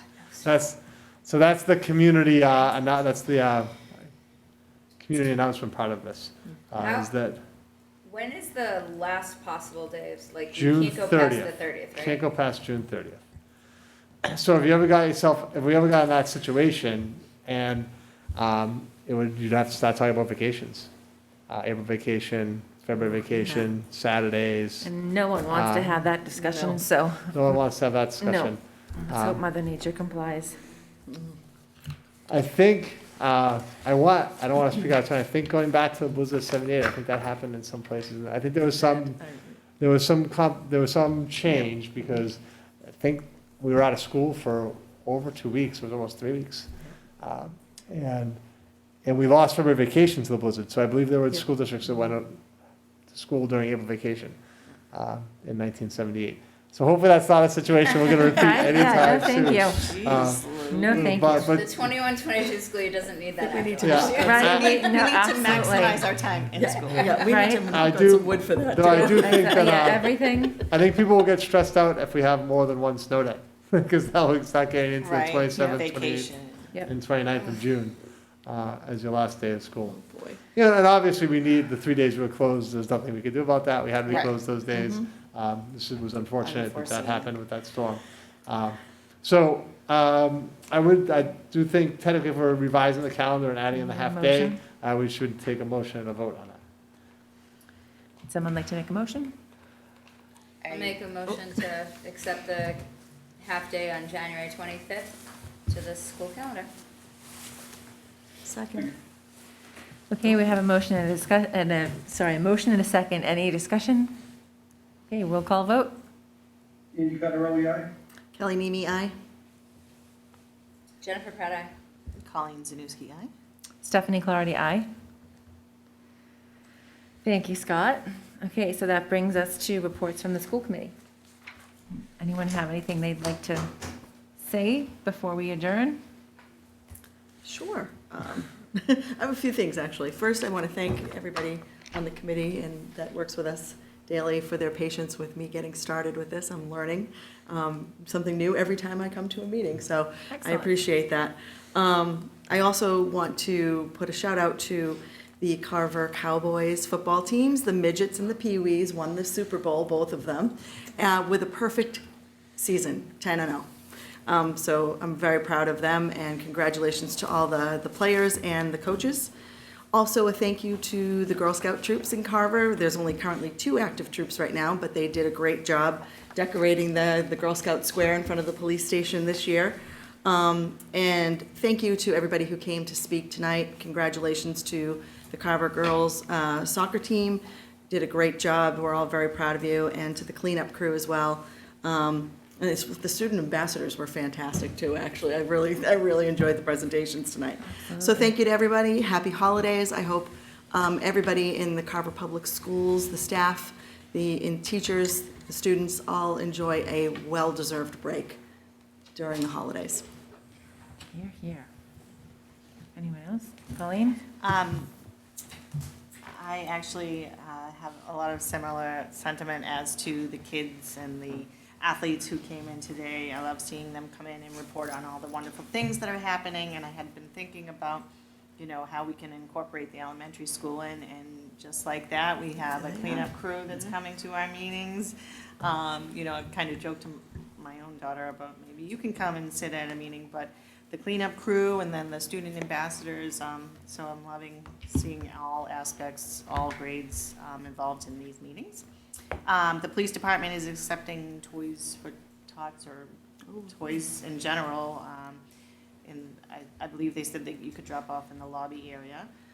Special thanks to Mrs. Cramp for putting together the talent show. It was really cool. I got to meet her at the Winter Wonderland event at the elementary school, which was really fun event for the kids. And she seems very energetic and right for the job and just seems like a wonderful woman. And I just wanted to say I love the Pathways program, and I'm really psyched for what they're doing for our kids' future. Excellent. Yeah, I'll just say it was really great to have so many wonderful things to celebrate. You know, it's been great, you know, being able to attend sporting events, and you know, the Winter Wonderland was awesome. I saw Clue this weekend. That was fantastic. Well done to the high school drama club. You know, I'm looking forward to the middle high school music concert next week. So, you know, it's nice to have fun events and fun celebratory things again. You know, I know that cases are a little bit higher right now, but, you know, hopefully, you know, it's also milder, and it's good that there's not a lot of spread. So I think we just keep staying the course and being vigilant and being safe, and keep learning. Teachers and staff are doing a great job in the schools of maintaining. Students are doing a great job, and I think, you know, I really appreciated the comments from, you know, the counselor presentations tonight, where they, you know, they just kind of reiterated that, you know, our kids are awesome, and they're flexible, and they're adhering, and so, you know, let's just have a happy holiday break, everybody. Happy holidays, and we'll kick off 22 and hope for greater things. Absolutely. All right, Andy? I'm up. I concur with all your comments, of course. Thank you to all the kids and the presentations that came before us tonight, and all staff members that did such a great job. I want to congratulate our athletes, of course. So you all have mentioned tonight. You've done Carver proud. I want to, since we didn't mention, well, at least I didn't mention it, I believe, at our last meeting, any of our friends that celebrate the Jewish faith. Hope you had a wonderful Hanukkah that just passed. And for everyone else that celebrates the Christian faith, or just the happiness of the time of year, I hope everyone has a wonderful Christmas. And that goes for all my fellow committee members and their families. I hope it brings you a time of peace. And that's all I have to say. See you. Oh, and Happy New Year. Thank you, Andy. Same to you, Andy. Yeah, thank you, Andy. Same to you. I also echo everyone's sentiments. It's truly wonderful to have so many students attend a meeting for something positive. It was so great to have so many people at our meeting for something positive, as opposed to, you know, budget cuts or other issues that we have come across as a committee over the past year. So I so appreciate everyone taking the time to come and be a part of our meeting tonight, and I applaud all of the efforts by our staff, by our students.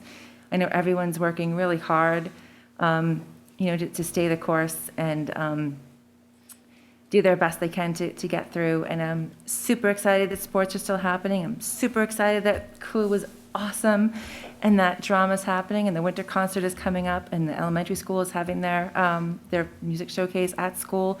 It's so great to hear that our students are thriving as best they can, given the circumstances. So I just appreciate everyone's efforts. I'm very thankful, and I wish everyone the best holiday season and a very happy new year. So with that, unless anyone has anything else, I would love a motion to adjourn. A motion to adjourn. All right, so we have okay. Motion is- Okay, so we have, did you get that, Gina? We'll let Andy have it, I'll second. Okay, we have a motion and a second, so another roll call vote. Oh, Andy Cotterelli, aye. Kelly Mimi, aye. Jen Pratt, aye. Colleen Zanuski, aye. Stephanie Clarity, aye. Thank you, everyone, for joining us, and good night. Thank you. Happy holidays.